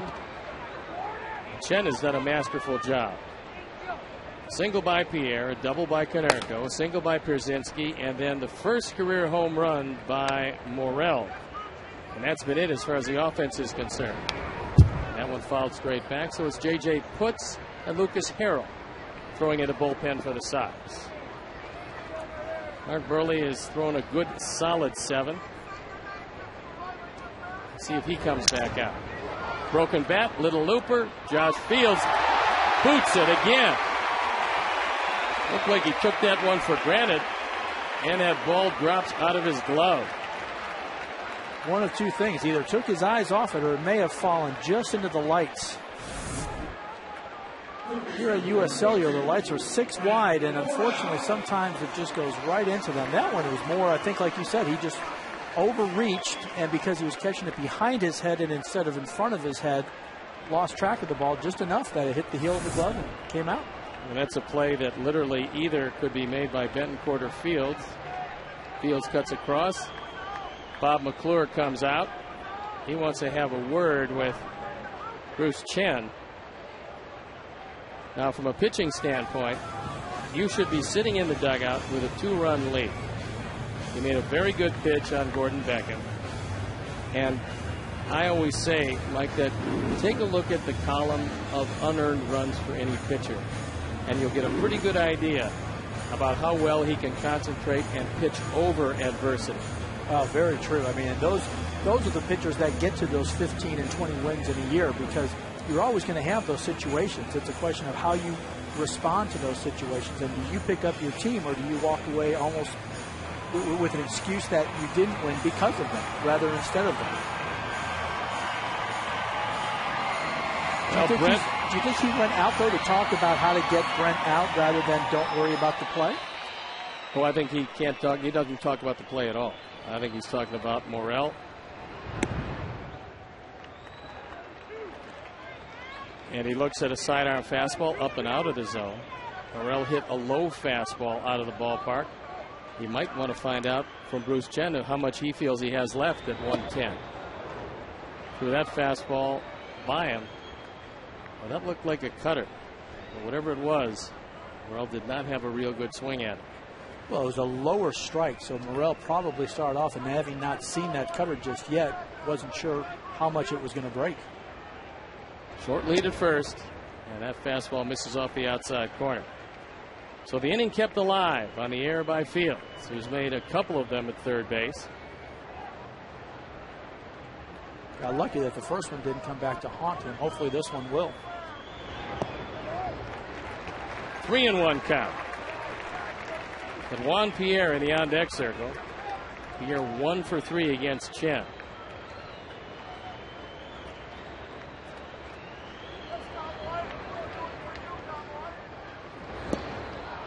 Good changeup, and we've seen Chen do that consistently tonight. In a fastball situation, he throws you a straight change. 3-1 and 3-2, just like with Mark, not afraid to throw it. That one just falling out of the strike zone, but for Brent, it starts in it. It's a low strike like he hit the home run. Tough to lay off. Little chopper left side. Tough play. Bencourt up, fires, and gets him by a half step.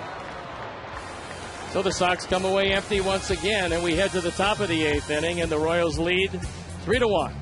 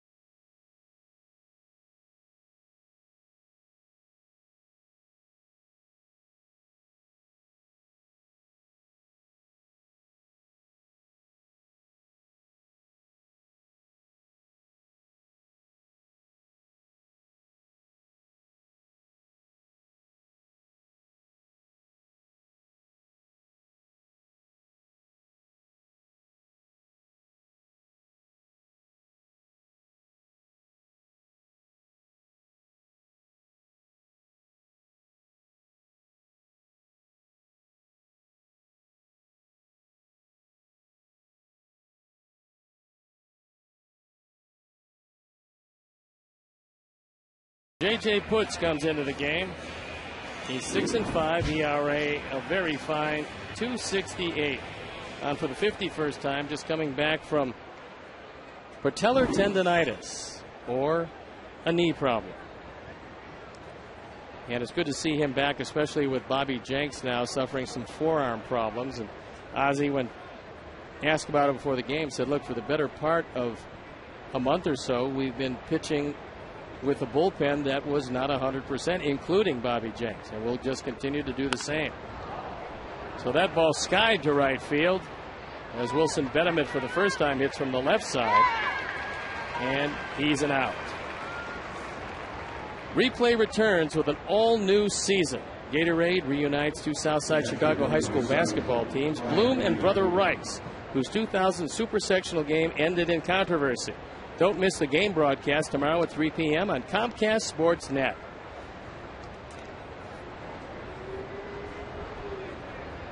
One out here in the 8th.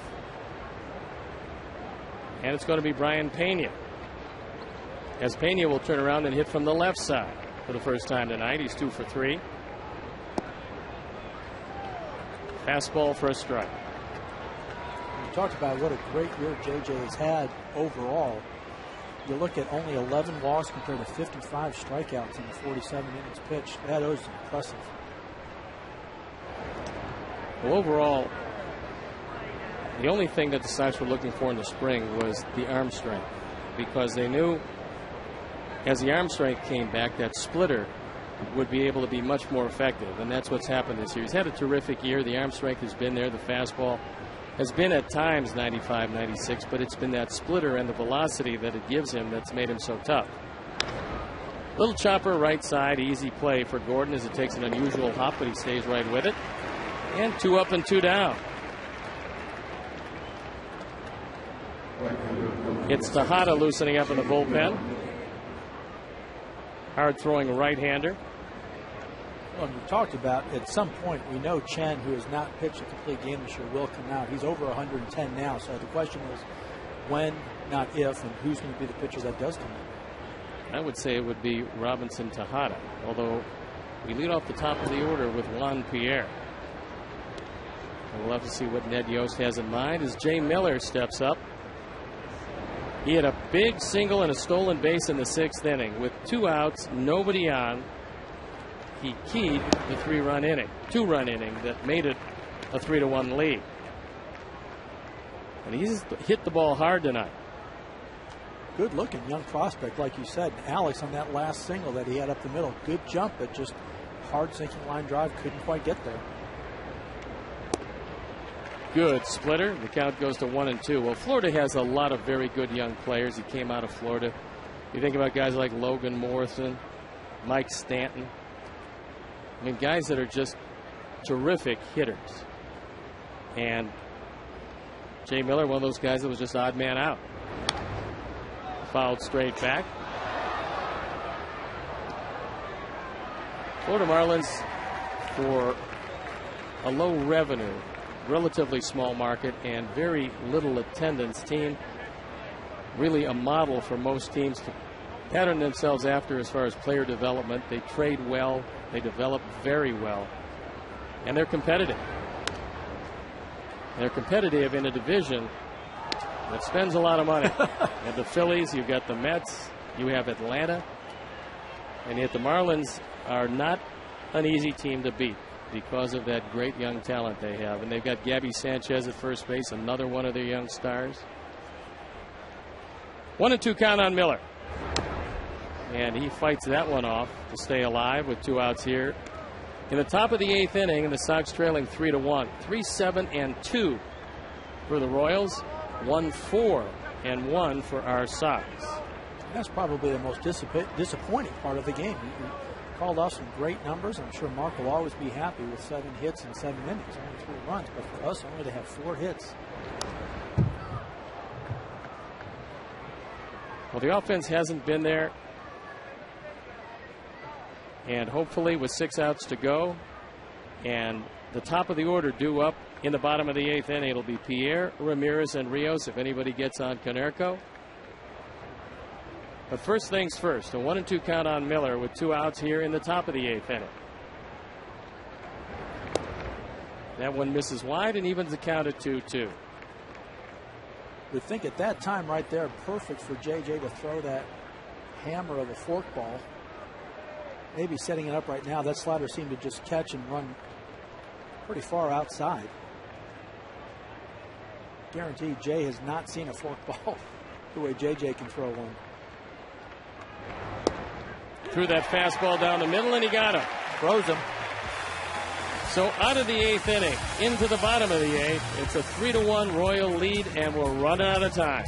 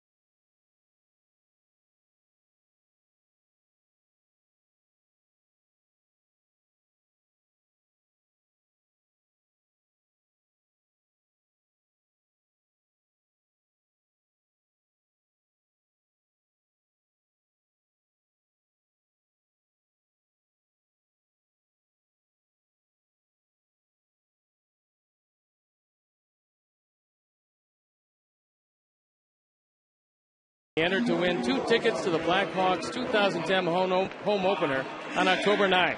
That's Banner to 242-957 for your chance to catch this historic moment as the team raises the Stanley Cup banner to the rafters. And Robinson Tejeda comes into the game on for the 46th time, a 3-3 record. ERA a fine .318. He's a hard-throwing right-hander who occasionally will have some problems with his control. And it'll be Juan Pierre leading it off. He's singled to lead off the ball game, was promptly picked off first. Cut down on the throw to second base, and a good one by Butler, and grounded out twice.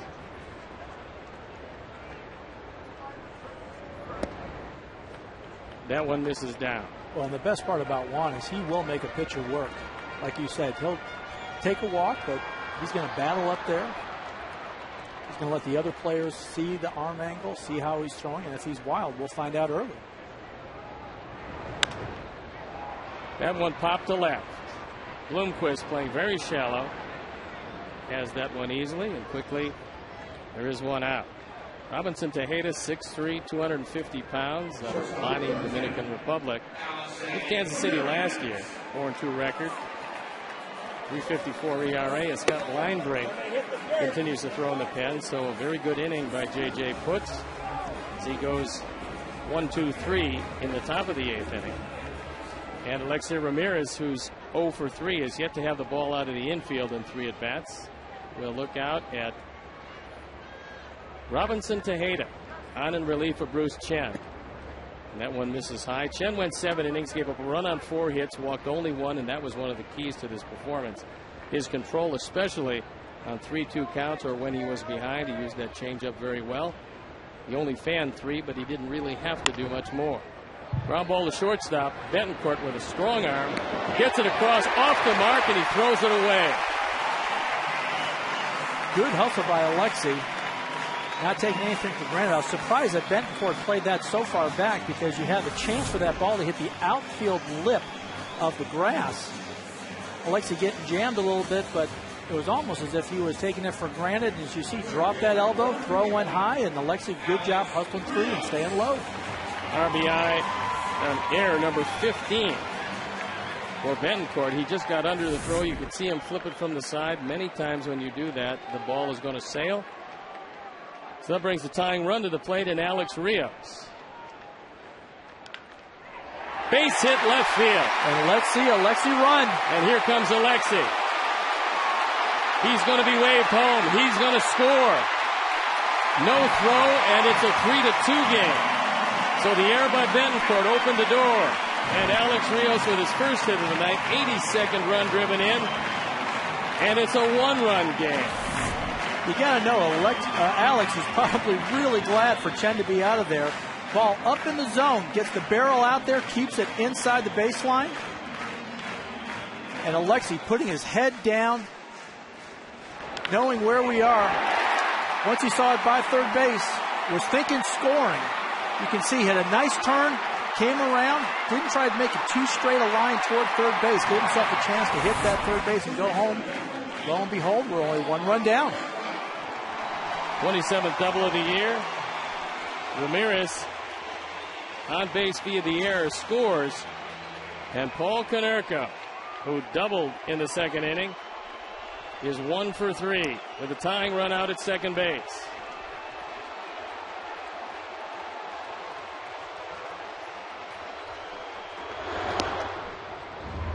Fastball on the outside corner.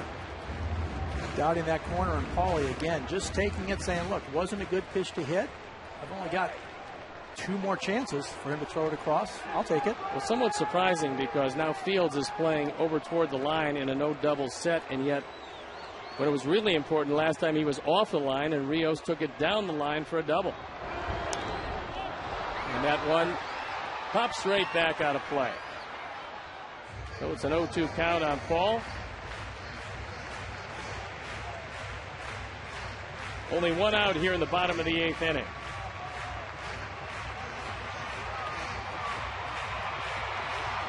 It's Chris Sale, the left-hander. Scott Linebrink, the right-hander.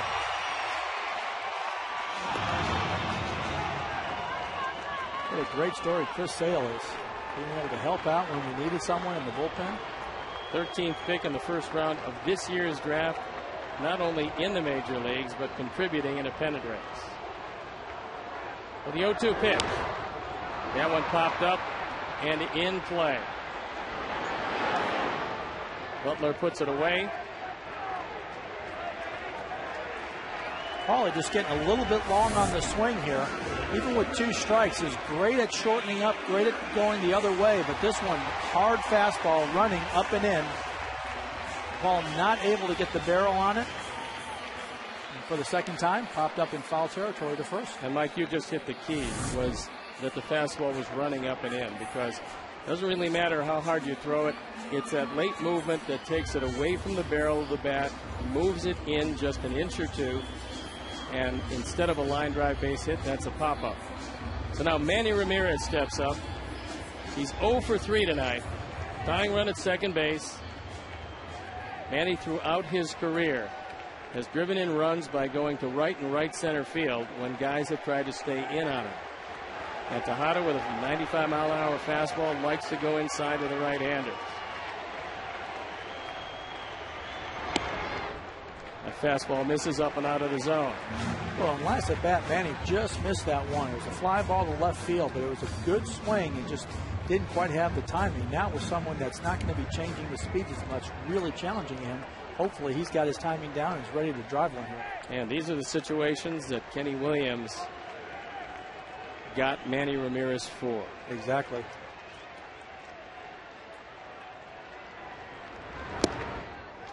That one missed the outside corner. That fastball at 96, but it had almost a cutter action on it. As you said, those are the ones I remember when I was coming up, guys like Mike Timlin, Dwayne Ward up in Toronto, the reason they were so good. Hard throwers, but that late movement made it really difficult to square one up and hit it hard. Good hitter's pitch at 2-0.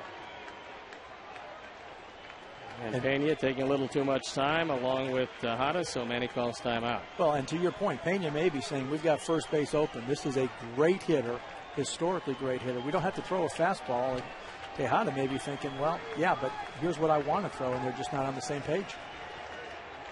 AJ in the on-deck circle. And a swing and a miss on some high heat.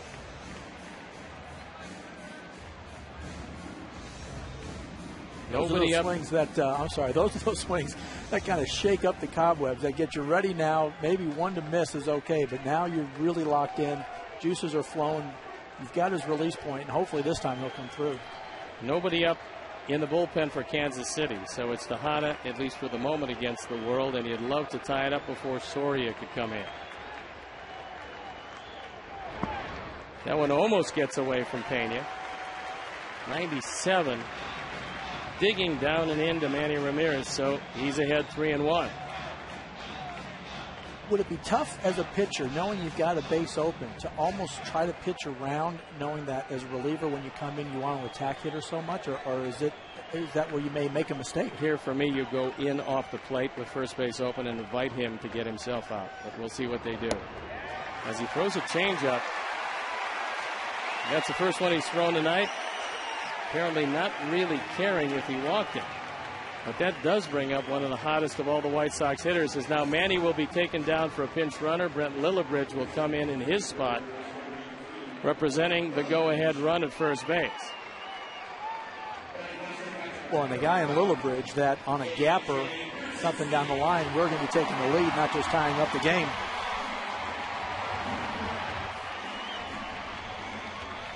AJ 1 for 3. Singled off Bruce Chen in the first inning. Flied out, grounded out. But Alex Rios out at second base with a good lead. Nobody paying much attention, and AJ swings through a high fastball. And now Pena calling timeout. Wants to go out and talk to Tejada. Yeah, that was one where AJ probably was geared up for a fastball inner half. Got it, but like you said, this was not necessarily a strike. And sometimes as a hitter, when you're anticipating or guessing something, the last thing you sometimes forget to tell yourself is make it be a strike, not just a fastball inner half. Well, that pitch up there at that velocity, not many left-handers going to be able to get over the top of that. Agree wholeheartedly. Outfield very deep all the way around. Jay Miller almost on the track and right. Base hit center field. That's going to at least tie it up, and it's going to go to the wall, and here comes Lillibridge. Lillibridge is going to score easily, and A.J. Pierzynski has put the Sox on top. It's a 4-3 game. A.J. drives in runs 50 and 51, and he got a fastball up and out over the plate, drilled it by Blanco in center field, and the Sox have the lead. And it's about time. We got something with an error, something with 2 outs. Again, Tejada looking for something up and out, left it too much over the middle of the plate. We had the hot guy at the plate, and Lillibridge, a great job, pinch running, letting that stride out and scoring easily. And we got the lead.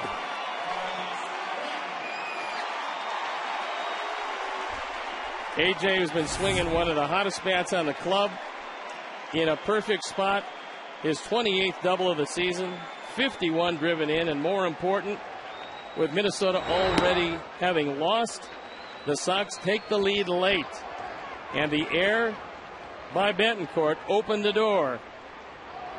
A double by Rios, a walk to Ramirez, and a 2 RBI double by A.J. Pierzynski. And Carlos Quentin steps up.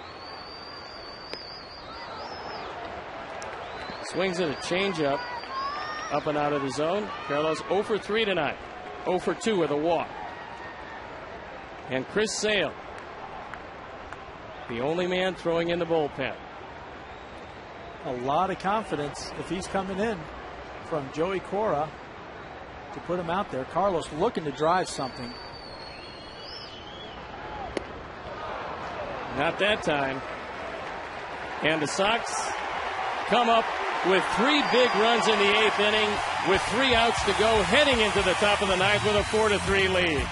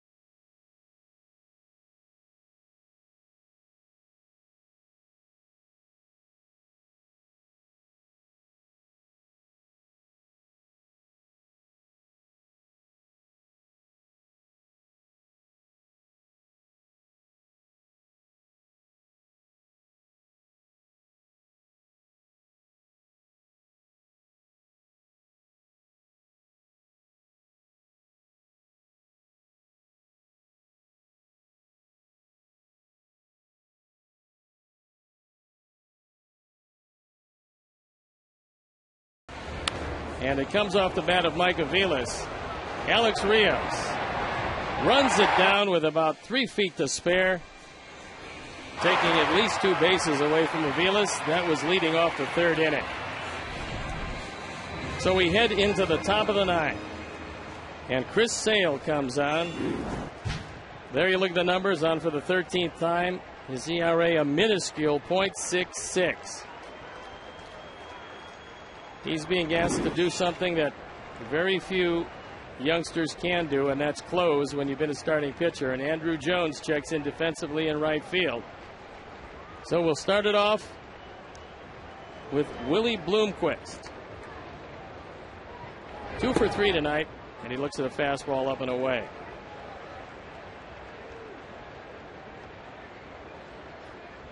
really been the Sox killer to this point, but this is definitely a different type of look coming from a different type of pitcher. That one misses inside at 98. Mark Burley went 7. J.J. puts a spotless 8th inning, and now Chris Sale trying to record his second save, and A.J.'s going out. Wanted a word with him. Apparently that chain not bothering Chris, but it might be bothering either Bloomquist or Angel Hernandez.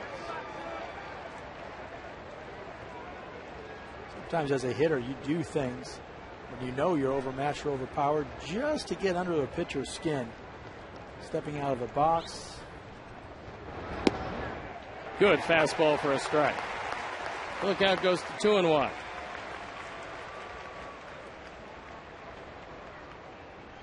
Always a huge first out.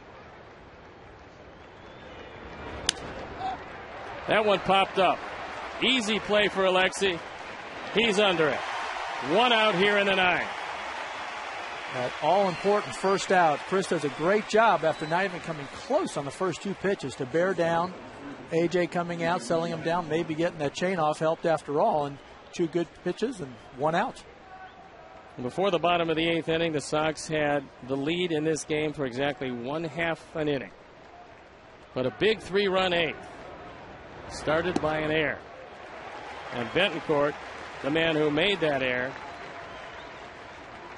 is 1 for 2 tonight with an RBI single in the 6th inning, and he takes a slider for a strike. And that one just missed him. That evens the count of 1-1. I tell you what, as a hitter in this situation, sweeping curveball, it's hitting the ground, you've got to do everything you can to let that hit you off a bounce, because it's not going to hurt at all. That one sliced off, foul, and out of play.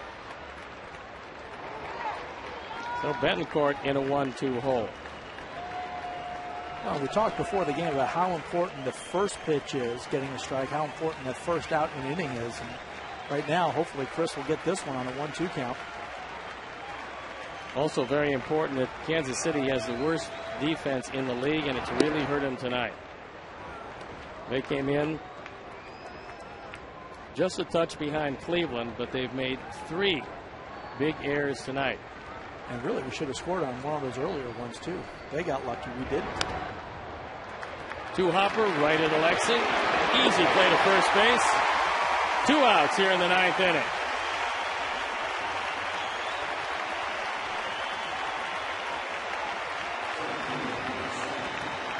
I tell you what, Betancourt had no chance on this. Sale with good hard fastballs, sweeping curveballs.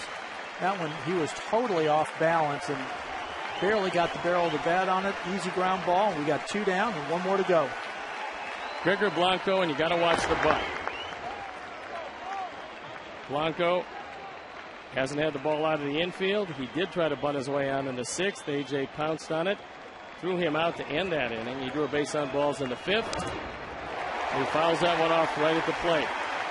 Well, the count at 1-1, and the fans here on their feet. 27,009. A beautiful night for baseball, made even more beautiful by a 3-run 8th inning as the Sox are 1 out away from picking up a full game on Minnesota. The fastball misses up and in, and the count goes to 2-1. When Chris closes this down, too, there'll be a lot of fans sighing relief because for a long time it did not look too good. That one chopped foul up the right side. And it's a 2-2 count.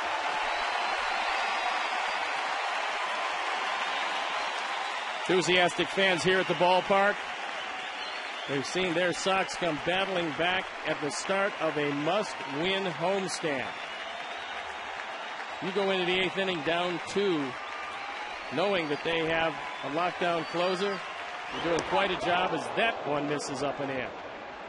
So it's a full count. Touching 100 miles an hour on that fastball. I guarantee some of these kids have not seen a lefty throwing this hard. 3-2 pitch. Little pop-up. Base hit left field. As Pierre can't get to it, Blanco breaks his bat, winds up a board, and that'll keep it alive for Mike Aviles. Well, you talk about how critical that 2-2 pitch is to throw a strike, because now 3-2 as a hitter, being choked up that much, great back control. Even though that was in off the hands, he could be much more aggressive, and lo and behold, he just lobbed one over short into short left field for a base hit. Aviles 1 for 4. Short lead by Blanco. And he takes one up and out of the zone. Pretty close there, just a little bit up. Got to keep your eye on Blanco. He swiped 9 of 10 bases. He is very fast. And Chris, probably listening, decides to throw over. Exactly right. And the fans on edge, wondering if there's going to be a balk called on that one as well. One fouled off, and the count moves to 1-1. 2 outs here in the 9th inning. Sox need one more to come away with a win in the first of a 9-game homestand. There are plenty of seats available. Minnesota comes to town after the next 2 against Kansas City, and then Detroit over next weekend. That one misses out away, and it's 2-1. AJ doing a good job to stab that one, setting up inside. And again, Chris, a little bit more wild than we've seen him in the past, but all we need are 2 good pitches here. Close this sucker out. Fly ball left field. It's in play. And Juan Pierre squeezes it. Yes. And the Sox win 4-3. The save to Sale, the win to J.J. Puts. And what a job by Chris Sale picking up his second save, a guy that was in college earlier this year and a starting pitcher, now contributing in a pennant race. What a job he did, and what a job the Sox did coming back. You see what the Central standings look like. 5 games in back of Minnesota, who got shut out by the Cleveland Indians. And so all's well that ends well here tonight, Mike Huff. Well, I'll tell you what, we talked about it before the game. Let's have some solid defense, and lo and behold, we've got a defensive player at third base who gets his first major league hit and a home run. Big smile on Brent Morel's face. And then Chris Sale, young pup, coming in, and lo and behold, big smile on his face. We come out with a 4-3 win. Well, A.J. Pierzynski is going to be our GMC player of the game. And A.J., who had a single in the second inning, came up with the game on the line. This double that got by Blanco in center field plated the tying and the go-ahead run as A.J. drives in runs 50 and 51. A big night for A.J. Pierzynski, a big night for the Sox. And they go 9-7 so far against Kansas City.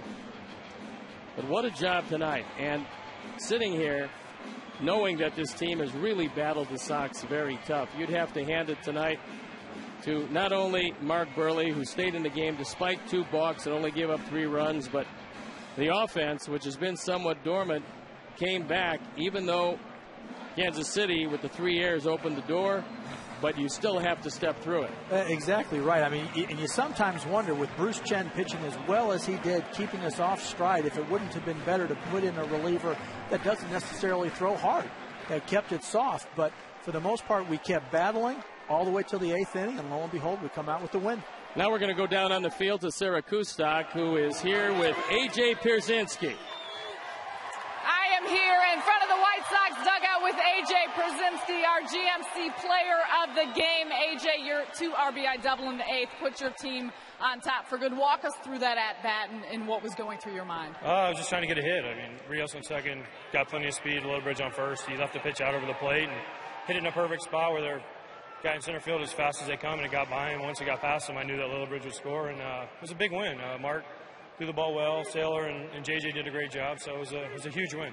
AJ, you have been the hottest White Sox hitter as of late for your team. What's been the difference in these last couple of weeks? I finally relaxed and quit trying to get 5 hits every at bat and just trying to have fun and play. And this is a fun time of year. We're in the pennant race. That's all you can ask for. And just go enjoy it.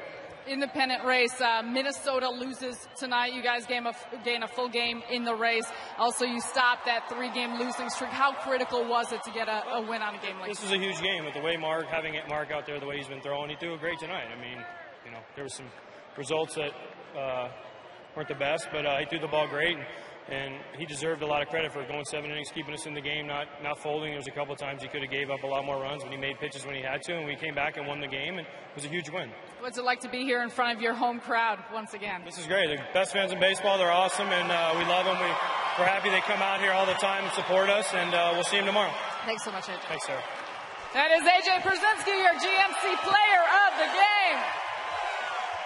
Well, what a night tonight, and Mike, thank you very much for showing up on short notice, and thank you very much for being here watching this comeback. So, for my partner, Mike Huff, our director, Jim Angio, our producer, Todd Benjaminson, our associate producer, Kian Dolat Shahi, our technical manager, Mark Harper, and for the executive producer, Jim Corno Jr., I'm Steve Stone saying so long, everybody.